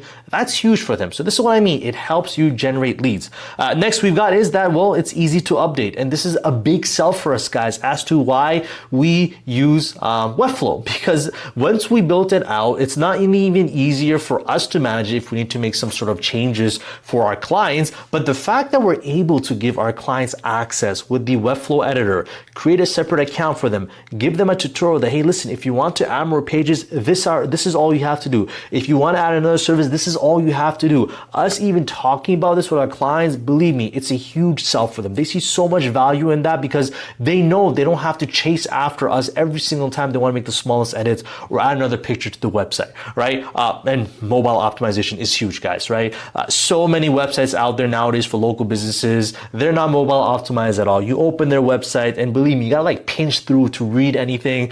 Pictures are all over the place. There's no clear layout. Websites taking crazy long to load. These things are very off-putting for customers, all right? And 60% of local businesses, they actually, find their websites through mobile. So if our websites for our clients are mobile, optimized, they're losing out a lot as well. So again, these are 4 reasons, just very 4. And there's so many more as to why our businesses and our clients need the service altogether. But if we know these things, then we can talk to them about it, right? You can talk to a potential lead. If they see a service and they come to you that, hey, listen, I want a website, but they're only willing to spend $500 or so of a website, and you tell them that all these amazing things that a good website can get them, you can imagine the potential this has for you to actually make a lot of money when it comes to the service, okay? Now remember, a website, it's not just an online thing that you click up. Anyone can build a website. What we are trying to accomplish is build high converting sales machines or appointment booking machines for our clients. And just to reiterate why Webflow is the best solution for this, and again, I'll link a referral link down here if you guys want to go ahead and create a Webflow account if you haven't already done so. If you are using WordPress or Squarespace or something like that. But we want to tell you, no code pro design, okay? Drag and drop builders, a very clean editor mode. Its efficiency is crazy, how fast it is for you to build out pages and all our websites all together. Very client friendly, like I mentioned, the ability to build out an editor for our clients. If we create a CMS for them, for a gallery, for services, for location, stuff like that, that's huge too. And a big thing for customers, reliability, right? A lot of these websites that are hosted on WordPress and these other, I like to call them wonky platforms, they have horrible security issues, or their websites are crashing every 2-3 months, or a plugin is outdated. And now because the website plugin is outdated, their forms aren't working. With Webflow, we don't have that option, which is, again, big proponent for me for Webflow. I'm not making any money off of talking to you guys about Webflow, but if you don't have a specific platform in mind that you want to use for your clients, stick to Webflow. You are not going to make a mistake off of that. Every website project will go through these 4 phases. These 4 phases are here in place for you to not only show to our clients what they're expecting, because they want to see transparency and they have every right to see transparency if they're paying you the money that they are, but also for your own understanding, right? Understanding how this flow is going to work like that, okay? Now, this applies, again, whether it's like a small, $1,000 website or $2-3K website, doesn't matter. You want to go through all these steps. So first, obviously, we start off is with our onboarding call. Now, our onboarding call, the whole purpose of that is just to, again, understand what we want, okay? We want to ask a lot of questions. We want to get some competition from our clients as well. Get a better understanding, like, listen, we are building a website, but what type of website are you looking for? Get a better idea of what their competitors are doing, which is working, that we can bring onto their website, and what are competitors not doing, which we can, take a benefit of, take advantage and bring it onto the website. So the onboarding call is going to give you a very, very good idea as to how to envision this website as like a final product, okay? Next, we have our design phase. Okay, now this is a difference between design and development, guys, right? When we talk about design, we only talking about the visuals for it. How is this website visually going to look? What pages will there be? How will the home page look? How will the about page look? How will the service page look? And believe me when I tell you, you get 2 amazing benefits from splitting up design and development. Okay, number 1 is the fact that you are pacing yourself with our client. Hypothetically, say you build out this entire website on Webflow or whatever platform, and then the client says, hey man, I don't like it. it happens. They won't give you a reason. They'll just say, I don't know, I'm not feeling it. Now, you spend so much time and effort into building everything out with Webflow or whatever code, no code platform you're using. And if a client says, hey, change this around or I don't like it, you're gonna be stuck. You're gonna be spending so much more time doing these edits. But if you are just to design, and when I say design, I'm talking about using, for example, something like Figma, right? It's meant to just make design and wireframes. Well, if a client asks you, hey, can you change this up? No problem, right? Changing the background color, moving things around, swapping on images, changing all out layouts in Figma is much easier to do so than when you take it on into development, even if it's in Webflow, right? So with Figma, you design everything out and then you send this to your client for approval. The client will tell you, do they like it or not? What changes do you want? What changes do you not want? So you're just gonna be going back and forth, right? Back and forth on your design phase until they are happy. Only when you see them being happy, do you move them over to our development phase, right? And this is where obviously we are going to use Webflow form. All right. Now with Webflow, because we know exactly what we're designing, building out Webflow is going to be very simple, right? Believe me, when you know exactly what to build, visually speaking, then just building it out is so much more easier. I personally prefer developing than designing, right? Because design is a lot of back and forth. There's a lot of research involved, looking at competitors, trying different styles out. But when I know exactly what I'm building out, development just becomes so much more smoother as well. And by the time you're at this stage, the client is already happy. They already know what they're getting. So the little bit of antsy and waiting period that the client was facing before, they don't have to worry about it anymore, right? They already know, hey, listen, this guy knows what he's doing, so let me just let him do his thing. Once the website is developed and ready to go, and as you guys know, Webflow gives you the ability to create temporary links, even if they're not paying for any Webflow hosting or a custom domain, so we can continuously send that to our clients. Say, hey, listen, this is the last update, have a look at it, let me know what you think, right? And after that this is when we do testing and launch. So we test out to make sure pages are working fine, everything's looking good on our desktop, on tablet version, on mobile version as well. Send it to the client, give them some days to get back to as well with some feedback, go back and forth. And then it's just about launch, right? Launching the website, connecting the Webflow domain, getting clients set up with hosting. And by the way, you will never be paying for your client's hosting, right? That's a common question I get from a lot of our members is, hey, Webflow hosting is like $25, $30 a month. Do I have to pay that? No, right? When we build our websites for our clients over on our own dashboard and they're ready to go, they say, yeah, but let's go live, let's connect the domain, let's make everything up and running. We're going to create a separate account for them on Webflow, transfer the website from our dashboard to theirs, add their credit card payment information on the hosting, and then now that is up to them, okay? This is an industry standard practice. It's not something crazy we're doing. Our clients should not be, shocked by this. Just tell them, hey, this is your website. Maintenance is going to be on you for those, Webflow plan there as well. And then we launch. And really, like I said, guys, this is what is going to work for every single website you do, big or small, whether it takes you a week or a month. Go through this specific phase, save yourself some time as well, and it helps bring the client a little bit more at ease, knowing that, hey, at least there's a process I'm going through as well. And believe me, they'll appreciate you for keeping them, in touch with everything that you're going on with the website project. All right, let's discuss pricing. Pricing is obviously huge, and websites are such a thing where there's not one price fits all type of thing, okay? Websites can be as simple as being a one-page website. They can be as complicated as 10, 15 pages. Really depends on what our clients are looking for and what their budget allows them to do, which is the beauty of offering customized solutions that if, we pitch a website to a client, which is $1,500 and the client says, hey, listen, this is way above above how much I can afford right now. No worries, we can remove certain features that we were pitching to them and make the price work for them. And if they start with something small and they want to add it on later, perfect, we can do that as well. So in terms of general pricing, and again, these prices that I have listed in front of you are very, very starting, very low end prices for you to get started off with it. And these should definitely be increasing as you increase your portfolio and your skills, of course. Basic website, right? You got 1 to 3 pages, you got maybe one contact form, one CMS, which Webflow allows us, such as a gallery, no extra plugins, no newsletter, nothing like that. $800 to $1,200, very easy. Anything less than that, you're taking a loss, but no harm in the beginning for you to do that just to get your portfolio up and running, because that's huge for you guys right now. Next, we have an intermediate website. So this is where most of our website projects are gonna be here, right? Most businesses want a website that has at least a few pages, 3 to 5 pages. So that number of pages, multiple forms, 2 to 3 CMS items, such as they can have a gallery CMS, a services, a menu, 1 to 2 extra plugins like a newsletter, something like that. Yeah, $1,200 to $2,000. This is where your average price of a website will be. Now, imagine you close 1 to 2 website projects a month, along with your, social media and SEO, SMM plans you're selling.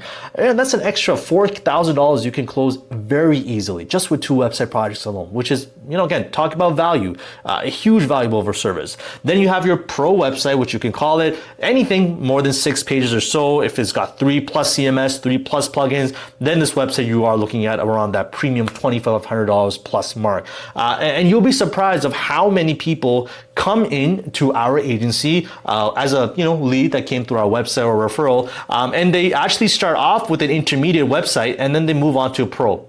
Because when we tell them, listen, with what you have right now, what you've talked about, although the intermediate website plan works great for you, but with the pro website, you can get this, and the price difference, as you can see between the two, isn't that much. For an extra $500, if they can bring in a new CMS, which can guarantee them 1 to 2 more booked appointments, 1 to 2 more projects per month, that's huge. That makes up the money altogether. So again, guys, these prices you have in front of you, this is what you should be charging right now. Obviously, will depend on the complexity and any further customization, but anything below this, I really don't recommend it unless you are ready to go forward with taking the loss for the sake of building your portfolio, then no problem at all, inshallah. Now, big question, learning how to build websites, of course. Now, like I said, guys, there's a lot out there, okay?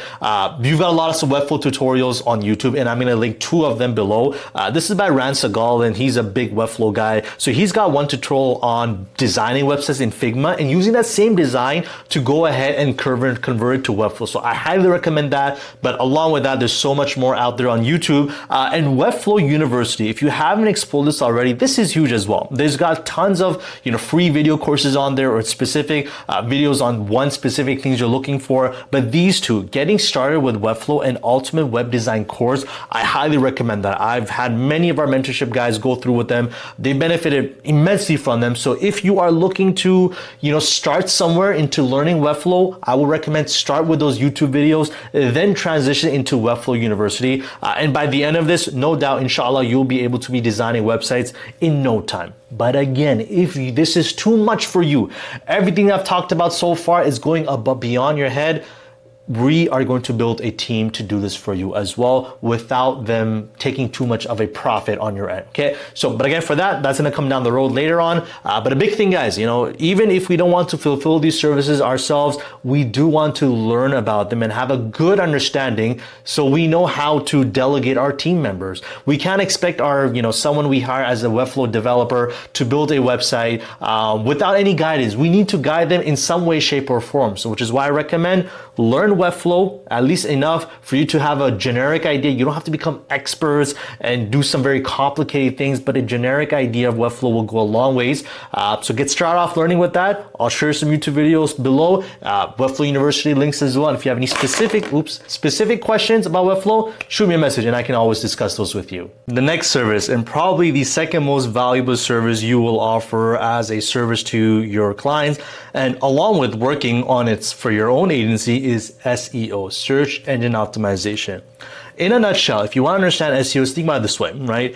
If you rank higher on Google, this is what SEO is, doing whatever we can to our, clients' websites, their Google business page, their offs, backlinks, stuff like that. If they rank higher on Google, then they will get more traffic. More traffic means, for example, if before they start SEO, they get 5 people, 10 people coming off of our website on Google on a monthly basis, then with our SEO, they can bring that number up to 50.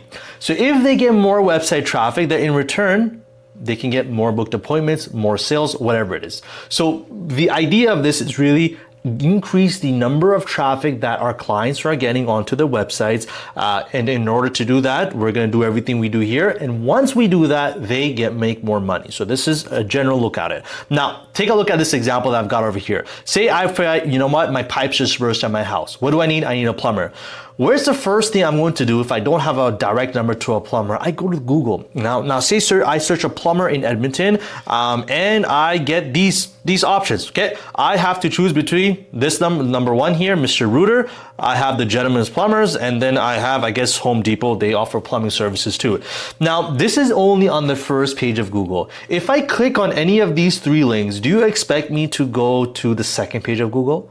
Do you expect me to go to the third page of Google? Of course not, because by the time I'm up here and I go through these websites, something's gonna click to me. Either I like what services they're talking about, either they're close to me, or I see their reviews and I've already built their trust with them, or they have like an easy way for me to give them a call or get a free estimate and someone responds back to me. By the time I go through this first page of Google, I've already committed. Now think about that for your clients. Now imagine your clients are somewhere on the 6th page of Google, right? They're somewhere on the 6th page or 7th page.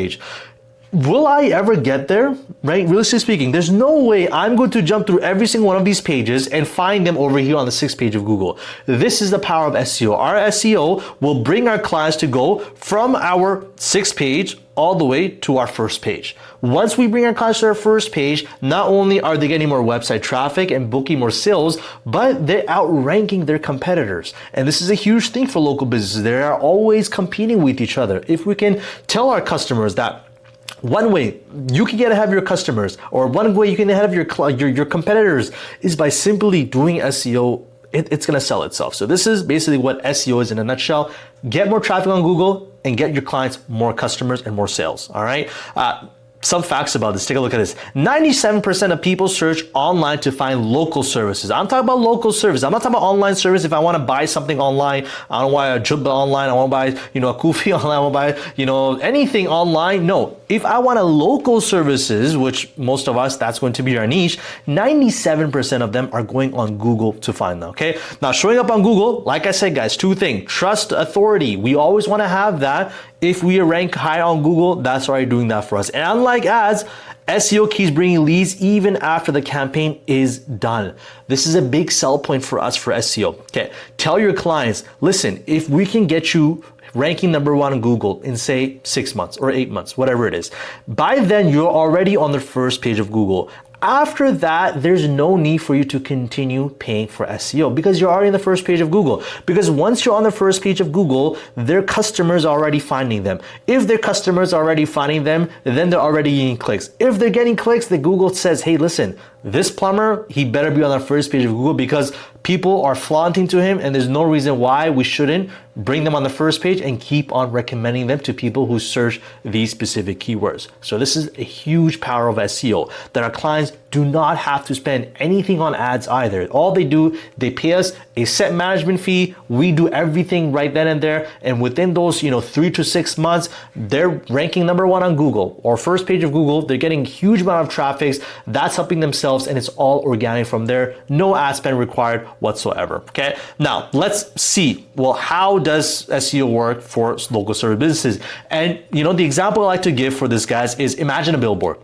Now, this billboard is on a very busy highway traffic. Now, when we think of a typical billboard, you have thousands of cars going and they're passing by this billboard that's talking about, I don't know, we can say advertising some sort of sporting event that's happening, right? They're advertising some sort of hockey game. Now, are all those thousands of cars passing by this hockey game interested in hockey? Of course not, okay? But with SEO, the beauty of that is all your interested customers are actually passing this billboard and they're looking for this service, okay? So because people are actually actively going on Google and searching up halal restaurant near me, halal restaurant in Edmonton, right? Plumber in Edmonton, landscaper in Edmonton. I'm looking for a service and I plug in what city I'm in or what location I'm in and I want someone that's near me. So they're actively looking for these keywords, and with SEO, we put our clients in that ranking and in that billboard, and we put their branding up there, their website up there to make sure they get all of this traffic. All right.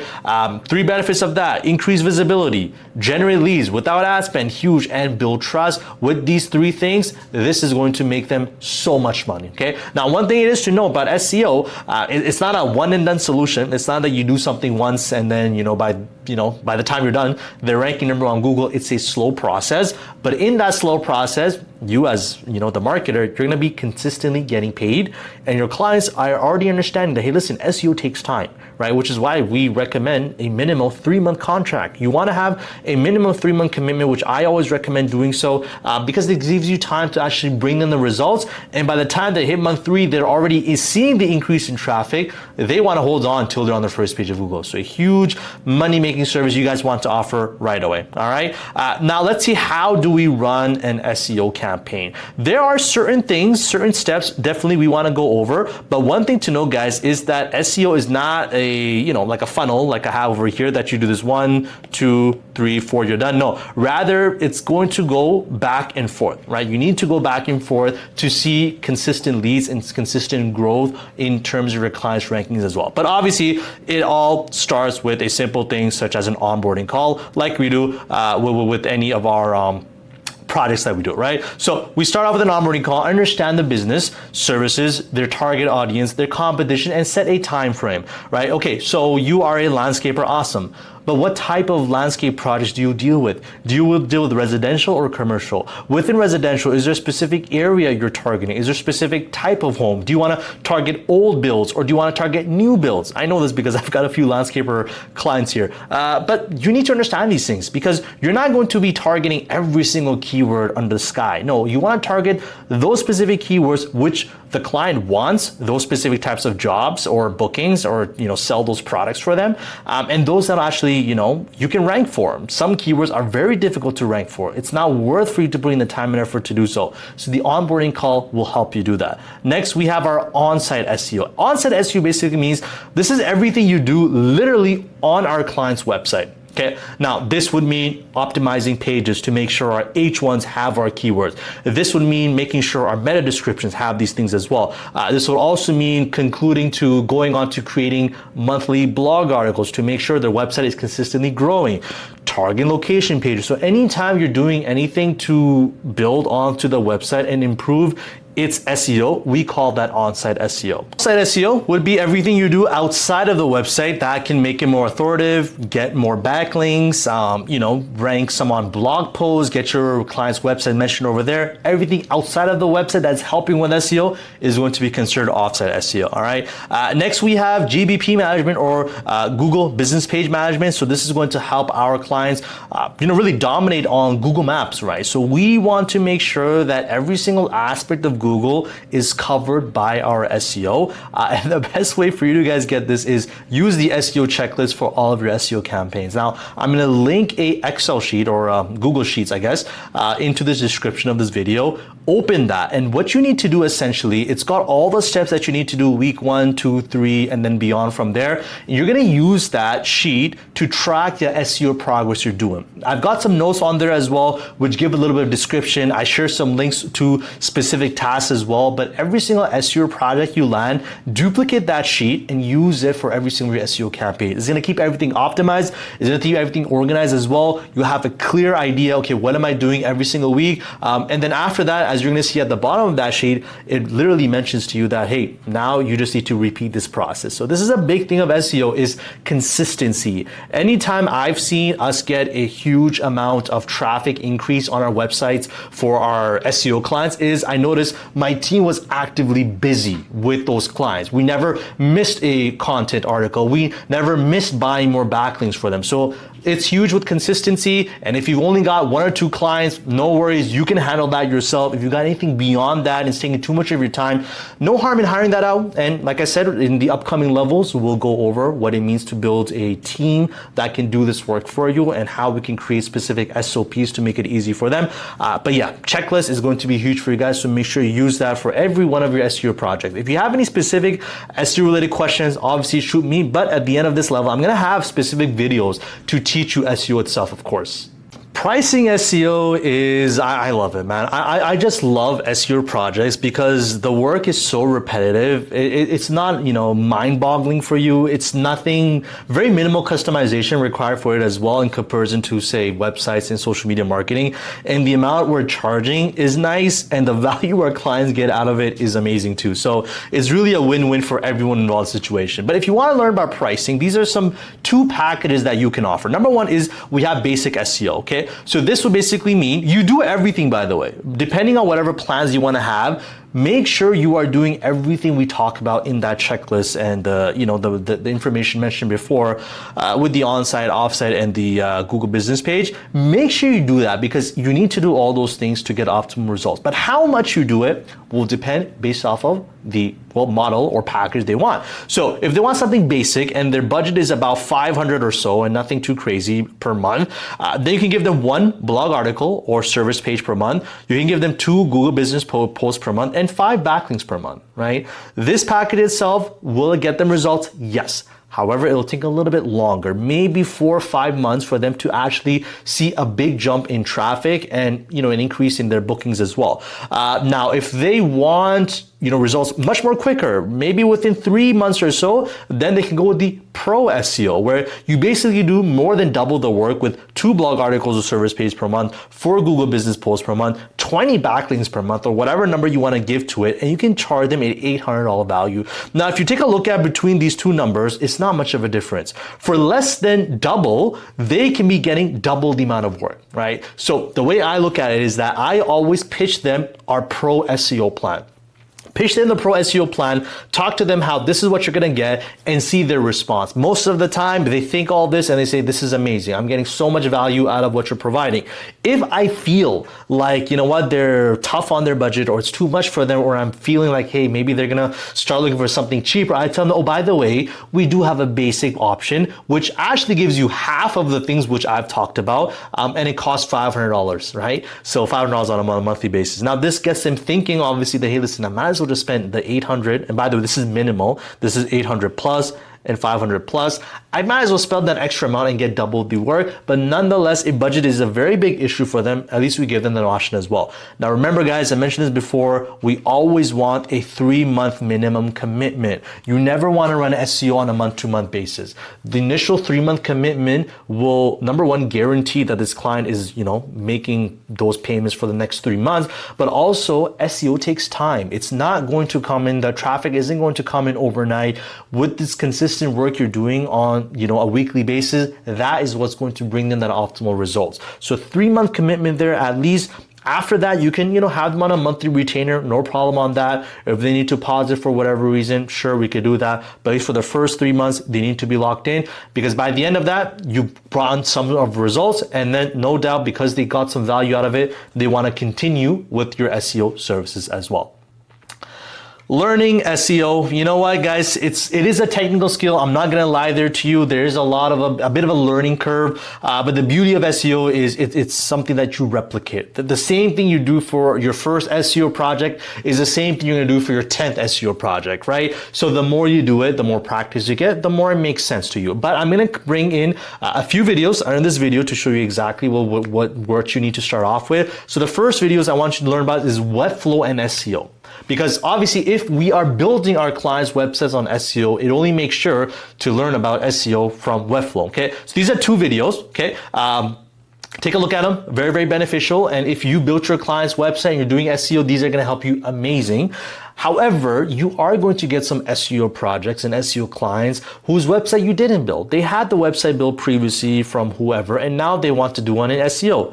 In that situation, first, I recommend them trying to sell them a website, tell them how a new website and an improved website can also help SEO, but also it makes it easier for you because you don't have to learn any back-end stuff of this random platform, right? Because we're accustomed to Webflow. But nonetheless, it is possible to do SEO on websites which are not Webflow. For that reason, obviously, you're gonna be learning a lot about the tools. So you've got SEMrush is a big tool and Google Business Page as well. So these are 2 videos which I've gotten. And again, again, there's tons of videos on SEMrush. That's going to be your best friend when it comes to doing SEO for your clients and managing your growth and your progress. And Google Business Page, of course, too, because you're going to be using that too. So these are a few tools for SEO. SEMrush, Google Business Page. Along with that, feel free to learn up a little bit about Google Analytics and Google Search Console. Although not necessary, but they can definitely help you in terms of reporting, tracking progress, and keeping your clients around, because the more you share with them that, hey, look, this is where we got you for such and such keyword from month 1 to month 3, the more they're going to trust you and continue paying you for your services as well. This brings us to our third and final service, which we want to offer right away, which is social media marketing. Now, I don't have to tell you the importance of social media. Most probably or not, you found this program we're doing through social media, even if it was YouTube, whatever the case, you found it through some sort of chat avenue there. Now, the average business owner, and this is the average business owner, by the way, that's him, he's happy, he's running his store, but he's so busy with the day-to-day things of running his store, of making inventory, of managing payroll and salaries, making sure there's enough sales going on, making sure everything is operational. They don't have time for social media marketing, right? They wish they did. They know the power of it, but they don't have time. They don't know what to post because they're good landscapers, they're good plumbers, they're good chefs for their restaurant, but they don't know these other tools and how social media works. They don't post consistently. Consistency is a huge for social media. And they don't actually deliver the content that actually bring them sales. They'll post a picture here and there like that, hey, look, this is what we did, but how is that bringing them more revenue? They don't know about that. So basically what you do as a social media marketer, you take this burden for them so they don't have to. They appreciate that. For them to know that, hey, listen, anything related to social media, I've got a guy that if I want to post something, I tell him, hey, listen, you know what? We have a promo going on. I need a post for this to share with my audience. They send it to you and boom, you make it for them, right? And then you're going to start promoting it based off of what you learned with social media marketing is going to help them out a lot, right? So this is where our value comes in. We take care of all of these things so they don't have to, all right? Now, again, let's take a look at, well, how does it work for local businesses and service-based businesses? Build trust and credibility, creates community and connection. This is very big with social media, guys. It's not just about flaunting our services and, our testimonials and stuff like that, but it's also about telling our audience and our customers, hey, that we care, that we're here for you. If you have a specific question, message us, send us a DM. If you have a question on some post you did, put a comment there, we'll reply to it. So this is what it does. It builds that little trust and builds a bit of a community too. And of course, increases visibility and discovery. Now, if you do a Google search for your local business, you're gonna find that after their website and maybe their Google business page, the next thing people see is your social media, which tells us that social media is now integrated into Google as a search result, as a ranking. So that's gonna help them with visibility and discovery too. Now, these are some amazing numbers, which we need to understand the power of social media marketing. 93% of marketers are using social media, of course. If it comes to Twitter, 79% people recommend a service because they saw it on Twitter. Instagram, which is huge, 60% of Instagram users say discover anything new off of that one platform. They didn't go on YouTube, they didn't go on Google. From Instagram alone, they learned something crazy new about it as well, right? So these numbers tell us why it works. And if you need to use these numbers for your leads, Bismillah, go for it, right, guys? So this is why social media marketing for any niche you're in, but especially the local business side of things, if that's your target niche, is going to work well, work wonders. Now, let's take a look at running a social media marketing campaign. What can we expect? So we start off with research. Understand the business's goals and purpose of content creation. Not every business will have the same reason as to why they want to post on social media. For some, it could be just showcasing their items or services. For others, it could be literally get more business or increase awareness altogether, right? It depends. You need to understand that from doing the research based off of what they've told you and take a look at competitors as well. Next, we've got content creation. So, by the way, of course, we're going to use Canva. It's free. The free account is more than sufficient for it. And we're going to monitor all accounts, reply to comments, messages, and share with client as requested. If this is something we don't understand, no harm in asking the client, hey, listen, someone sent this DM. I don't know how to respond to it. Can you give me some guidance? Or someone has a question, they reach out to you. You're not an expert in their business at the end of the day. You're just taking that load from them. You're filtering these DMs and comments up and only showcasing the client and sharing with the client what they need to, right?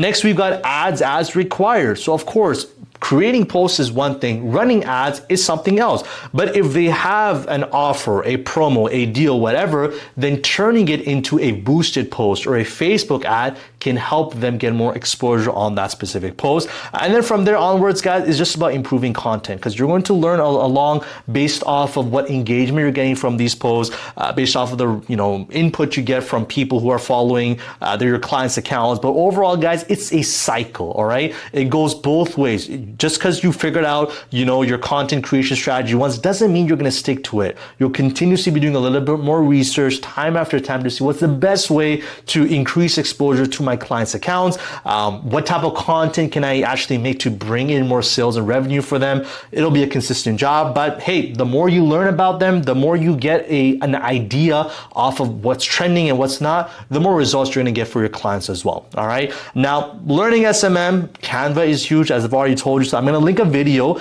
of this guy who has a 15-minute video on Canva. It goes over just very basic tools, highly recommend. But other than that, Canva, very powerful tool, even though it's free. And then Meta Business Suite. Okay, so Meta Business Suite is essentially what we're going to use to manage our clients' accounts. So with one platform, we're able to monitor all DMs, all messages, all comments, all notifications, and post simultaneously on Facebook and Instagram too. So how to use that, I'm going to link a video for that too. But nonetheless, guys, social media marketing, it's an easy sell, to be honest with you. So many businesses, they just come to you and they say, hey, they want it. But it's a matter of how much value can you show your clients to not only charge more, but keep them around as well and continue then paying you because of the good job that you're doing as well. Loom Outreach, you have completed level 3 skills mastery. Now you should know how to successfully deliver professional services to your client. In case you missed it, I'm hosting a completely free 2-day workshop this Ramadan, breaking down exactly how I built my very own $30,000 per month agency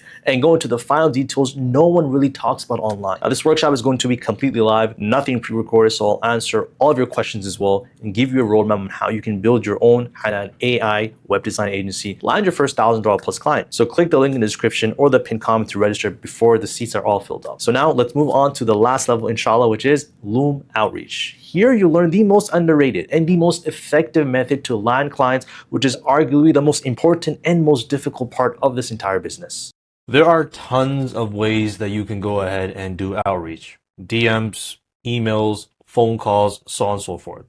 The issue with them is it's too saturated.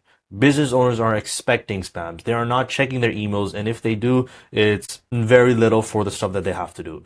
And if it comes to phone calls, right off the bat, if you phone call them, they'll ask you, what do you want?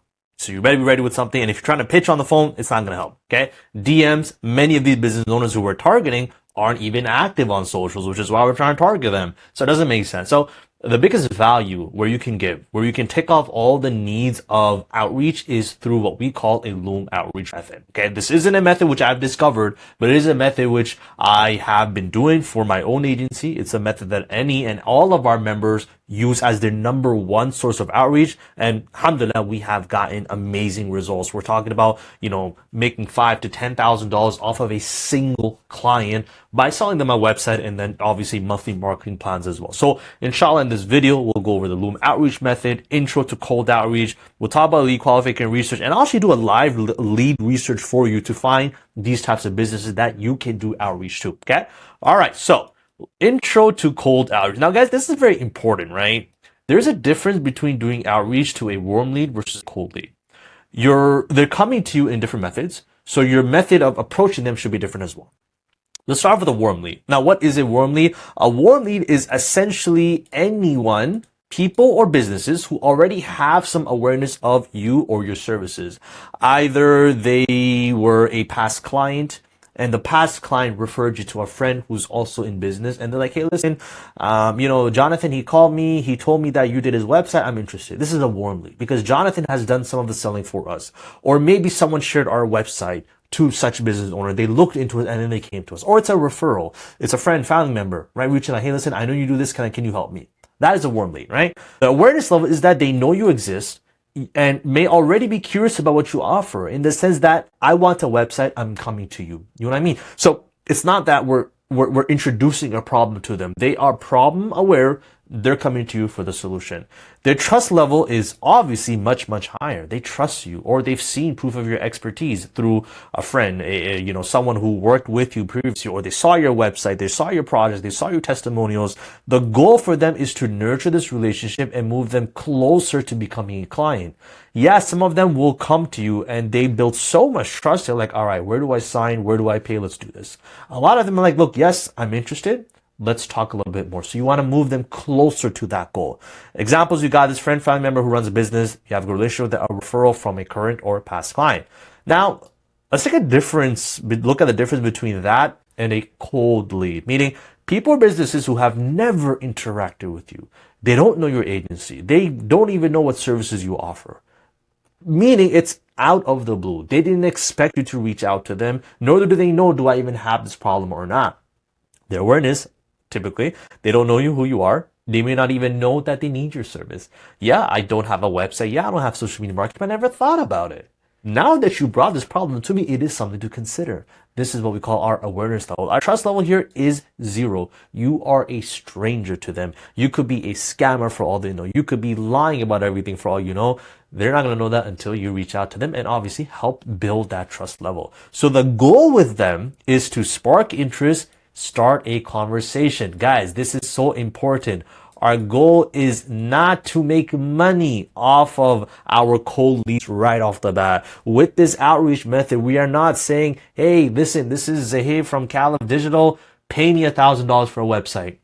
That's not the goal. This is what I'm trying to get you guys. The Loom method is a way to build this interest, increase our trust level. Through that trust level, we get them on a call, and I'll show you the entire process and the sequence. Through that, we sell them. Okay. Examples of cold outreach: a local restaurant owner you found on Google Maps, a LinkedIn profile you came across in your niche. LinkedIn is very important, guys. Keep that in mind. A business you've never spoken to, but they want to tell. Maybe they hit you up.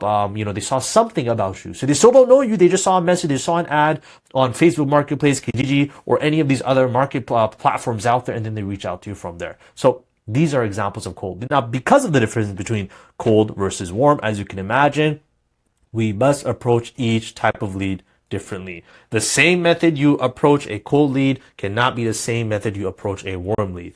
All of these things you guys saw are different. Therefore, our outreach method must be different as well. So let's talk about practical tips for cold outreach success, right? Now, this is, again, guys, speaking specifically with the Loom outreach method. We're not talking about DMing them all this stuff. We're not talking about phone calling them or sending an email. We're talking about creating a Loom video and then sharing it ahead with them, right? So quick little tips here. Number one, keep it short and respectful. Your Loom or message should be quick, 90 seconds max. You want to respect their time.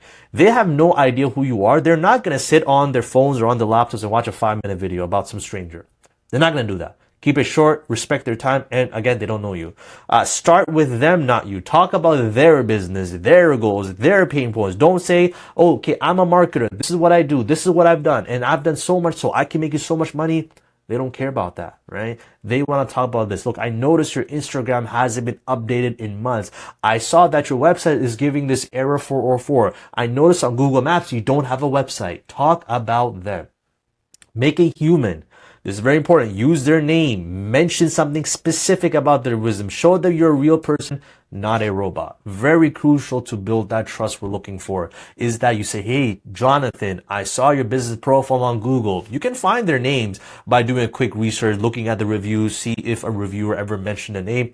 That's not a problem, but make it personal. Talk about their business, name drop them, talk about the services they offer. This is substantially helps you resonate with them, relate to them, and say, look, this guy's done his work. He's not just spamming these at a time. Okay, he put his time into making this. Give before you ask. Always, guys, share a free tip, small audit, or an insight they can use right away. Even in the Loom video, say, listen, I noticed you have a website. I saw it on Google, but I noticed you haven't linked it in your Google profile. So one thing I would recommend, Jonathan, is you do that. This is going to help direct traffic from your Google page to your website and help you get more leads. How simple was that? Giving them value before you even sell something. Personalize them. I already talked about this. Make sure you've done your research. You're not just randomly calling people. You're doing your homework and then reaching out to them. And it shows that you actually care about them. End with a clear next step. Don't say, let me know what you think. No, this is not going to fly. What do you mean, let me know what you think? He doesn't know what you think either. He doesn't know what he thinks. Tell them, give them something concrete, right? Now, this can be that, listen, Jonathan, I would love to schedule a free strategy call, which is a fancy word of calling a sales call. You can say, listen, Jonathan, I'd love to do a free website audit for you if you're up for it. I'd love to do a free SEO audit for you if you're up for it, right? These are free offers we give them. Try to get the ball rolling to, again, build that trust. Stay polite in your follow-ups. You have to do follow-ups, right? If you're expecting that you're going to send out 5 looms and get 5 responses, I have some news for you. You got to do your follow-ups every 3 days, every 4 days, after that, every week or so. But until you get a no, you're going to continue pushing and be consistent, guys. This is very important. Outreach only works through repetition. Repetition, right? I'm talking about you should be doing at least 5 to 10 Loom outreaches per week. Do that every week. At the end of the month, you've got 40 outreaches you've done, right? If you're doing 10. And what do you know? Even if you can get 10 responses, that's amazing. Even from those 10 responses, 5 of them turn into a call. From 5 of them, 3 of them turn into a client. It's a numbers game. The more outreach you do, the more clients you're going to get. It's as simple as that. And again, keep in mind, it's only the beginning. Once the ball starts rolling, once you've got like a set 5-6 clients giving you whatever $8,000 to $10,000 a month, then your results do the work, right? Because you're continuously updating your profile, your website, your testimonials, your social media. People are going to be attracted to you through other methods. You won't have to do the outreach. Typically, from what I've noticed in this industry, you got to do this outreach for at least like the first 6 months. In the first 6 months, if you grind this out consistently, guaranteed you'll land a few projects, and then those projects will do the selling for you. Okay? All right. Lead qualification research. You are not going to work with anyone and everyone. You know that. We covered that in the niche. We covered that in the 3P framework, but not every business is fit for your services. If you reach out to everyone, you waste time and energy and you come across as spammy. So we have the limited amount of time. A lot of you brothers and sisters are doing this with their full-time job, with their families and raising kids. So if you are putting in 3 hours a week in your agency, I want to make sure that you spend those 3 hours focused and where it actually matters, where you have a higher chance of getting results. So the goal is to find businesses that, number one, actually need your services. They have the budget, are in a niche you want to serve, and they show signs they're open to an improvement. If they're continuously like, I don't know, right off the first message, they say, yeah, I'm not interested, or yeah, I don't really care about that, it's not worth your time. Move on, put your time elsewhere, okay? All right, let's take a look at a quick little checklist. Because when you're looking for businesses, and by the way, and I'll show you guys soon, the method we use is Google Maps. Simple, it's free, okay? Doesn't require any ad spend or anything like that.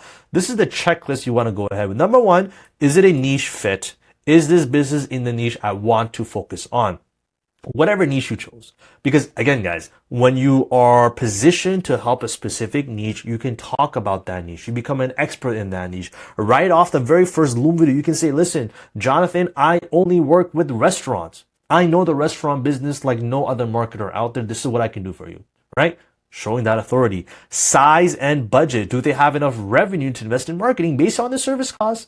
Now think about it this way, guys. If it's a business that, I don't know, sells $10 services, right? And they need to, for example, if you're charging $500 for your marketing plan, that means you can do the math on that. They have to sell whatever, 50, you have to bring them 50, sales per se for them to break even. Now that's hard, right? Especially in the early on. Maybe down the road you can do that, but it takes work. So size and budget are very important. Current marketing. Do they run any ads or have social media? If yes, you can show how to improve them.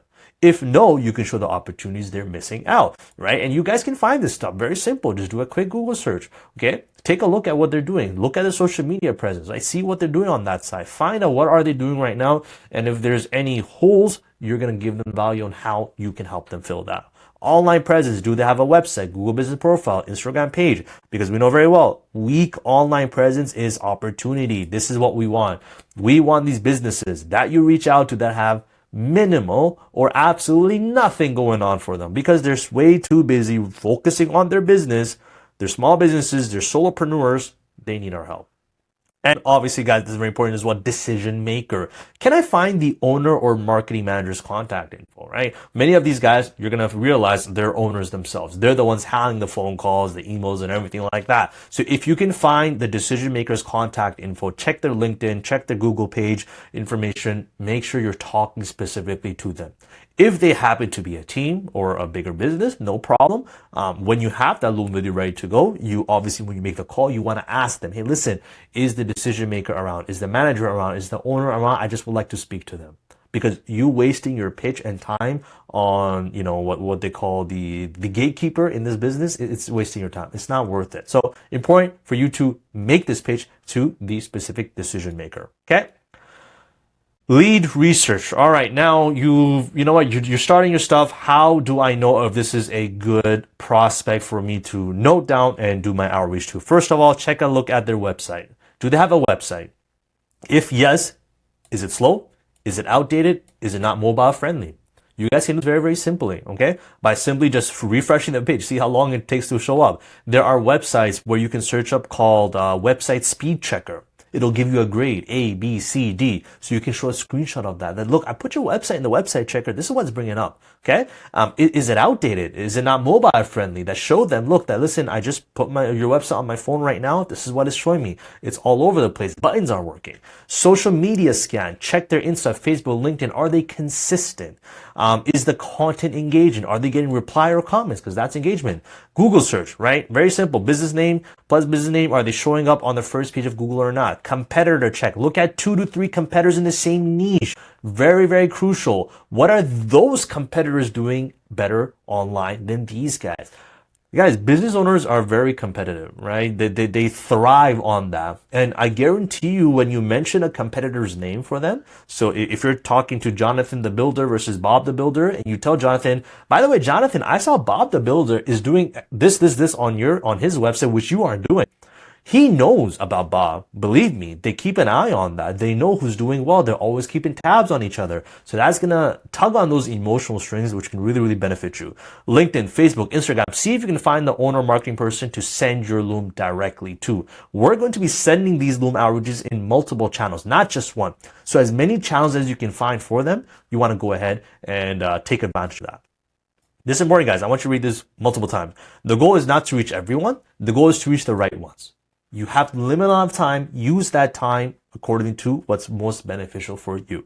When you show you've done your homework, your Loom videos feel personal, respectful, valuable. That's how you stand out from every other agency that is spamming cold emails. Yes, email is one channel, but an email starting out by saying, hey, I can help you build a website versus, hey, Jonathan, made a quick video on how our agency can help you grow exponentially with our marketing services. Take a look at the free video below. I just made it on the spot. You can see the difference between the two right there. Okay, guys, this is why we're using the Loom Outreach method rather than anything else out. All right, guys, so this is part 2 of the Loom Outreach method because I actually want to dive further into how you should be making these Loom videos as well, and how to actually bring up the points that you want to bring into them. Okay, so let's talk about the purpose first and foremost.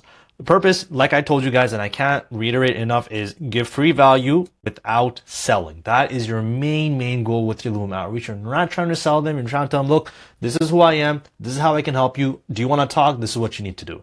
Build trust with prospects and direct them to the call. Simple as that. Nothing more than this. Okay? All right, contents of the Loom. This is basically the workflow. And by the way, I'm going to link this PDF here for you. Save it, use it, look back at it every time you're making your Loom videos. But you give a quick intro. You talk a mention and business highlight. You go over some current pain points, comparator example, and then pitch. And by the way, guys, our pitch is not, again, pricing. We're talking about pitch. Direct them to something. Okay. Now, what are some examples? I've actually linked out specific examples here as well for you to click out to. You can watch how a cold outreach example looks like, which I've done, what a warm outreach example looks like as well, because I already showed you guys there's a difference in how you approach the two. So be careful in that sense there too. Okay. So examples are there. Feel free to take a look at that. All right, business highlight. After you've done your introduction, which I told you, very, very simple, nothing too fancy. My name is Zahib. I'm a director here at Calif Digital. We help contractors across Canada book more jobs through marketing solutions. Boom, move on to the next, okay? So share your next screen, whatever it is. Okay, you want to give a business highlight. Okay, sharing a business highlight shows that you've done your research. into the business. You're not just spam contacting like others do, meaning make it more personalized. Make your looms as personalized as you possibly can. So say something about their business, whatever you can find. Maybe how long they've been in business before. You can find that on Google reviews. Scroll down to the very, very oldest review, see how long ago it was. That gives you an idea. Hey, listen, I see you've been in business for about 8 years now. Number of reviews. I see you've got 58 reviews and you're at a 5-star rating. That's awesome, right? Types of services offer. So it looks like you're offering XYZ services, right? Try finding their name. Like I said, finding the Google reviews, you'll find something there, make it more personalized. Then you swiftly move on to your current pain points. Keep in mind, guys, this entire video, 90 seconds, right? Under 3 minutes if you can, because that is how you can send as many as you possibly can and expect your, prospects to actually sit down and sit through the entire 90 seconds or 3 minutes, whatever it is. Okay. So go straight into the digital review and what issues they have currently facing without realizing how it's costing their business money. These guys are not marketers. They don't know the importance of website, SEO, SMM, Google Ad, lead generation. You got to show it to them by practically giving them what the issues they're having. So here are some examples. If they don't have a website, they're forcing people to call. That's not good for business. No way to build trust. Lack of professionalism. No way of seeing services offered in detail. No contact. Free quote for to get leads. So they're missing on all these things by not having a website. Okay, if they don't have SMM, a few things over here. No SEO. This is what's happening for them if they don't have any SEO. Then you can move on to your competitor research. So business owners are aware of the competition. I already told you guys that and how well they're doing compared to them. So use them visually, right? Show the screen of a website of their competitors that actually has a really nice website, or they have SEO. They're number 1 on Google, or they've got social media, which is professional. It looks good. It's engaging. They're getting comments. Show them that, right? So this is what you can do by website. Some things about social media here as well. Then you swiftly move on to your pitch. Again, you're not selling to them. You're simply giving them a reason to talk to you. Here are some examples how you can do this, okay? Number 1 is a free strategy call, which, that is the biggest thing we typically push towards. If there's anything I told you here right now, I love to get on a quick call with you and discuss this in detail. If you have just 10 minutes of your time this week, right? Give a specific time frame when you want to call them as well, right? So this way they know what to expect from you. Now, another strategy, which is really, really nice and works great, is you tell them, you know what, you're going to build them a free website. Okay. Now, there's tons of ways to do this, guys, right? You can use Figma Make, which I recommend, and I'll have a separate tutorial for that, right? You can use Figma Make. You can use other platforms out there. Make a quick mock-up of just like a landing page. Nothing too fancy, just a one-page website using AI. So you save yourself time as well. And you can say, by the way, I've actually made a free website for you already, which if you're interested, we can hop on a call and go over it. So when this prospect thinks, look, you've already built this website, that's amazing. So they want to get on that call. Now you can make that website in a matter of like 5 to 10 minutes. It's nothing too crazy. Figma Make especially, which what I'm used to and what I recommend you using is just to give the prompt, give an example of a competitor website, copy the sections, change the logo, change the text, change the images, and boom. So when you get on that call with them, ideally a Google Meets call, right? Or Zoom call, you can show them the screen and be like, look, this is a website built for you. If you want this, we can talk about it. We can talk about pricing, right? So you already have a product ready to go. It's just a matter of talking the details, what sections they want to improve, what information they want to update, get some more images from them about some of their work, and boom, their website is theirs. And the AI websites, because they take you such easy, less to make, you can even charge less if you wanted to, right? Rather than charging, $1,000 that we would have done for like a custom basic website, if you want, charge that AI website for $500. It took you 10 minutes to make. Why not? It's easy money. And then you can leverage a cheaper website to a paid marketing plan, right? Listen, I can give you this website right here for $500 if you wanted to. Put the number, your call, it's your business. And with that, I'll give you a discounted, social media marketing plan for $500 a month, which would have been $600 a month. So upsell them even in their early stages on. Okay, guys. Then we have follow-ups. You have to do your follow-ups. Very essential to showcase how eager you are. Each follow-up can be 2 to 3 days up until 1 week. All right. Each follow should include a new value as well. Don't just say, hey, Jonathan, just following up. Are you interested? No, give more value, right? Highlight something new every single follow-up. Hey, Jonathan, not sure if you got a chance to watch that Loom video. I mentioned XYZ things in it. If you have a minute, have a look at it, right? Share specific ideas for the pitch service. Hey, Jonathan, in the Loom video, again, refer back to the Loom video because you want them to watch it. If they haven't done so already, in the Loom video, I talked about how if you had an online booking form, and you can increase your bookings XYZ ways. I did further research and found that your target audience looks for 1, 2, 3 things. We can do this for you. Give more value in each of your follow-ups. Okay, guys, so this is a quick little guide here. I'm going to link it below. You can take a look at it. You can save this for your reference, make notes on it, and definitely go ahead and check out the examples that I've made, which can help you give a better idea on what the flow should look like as well.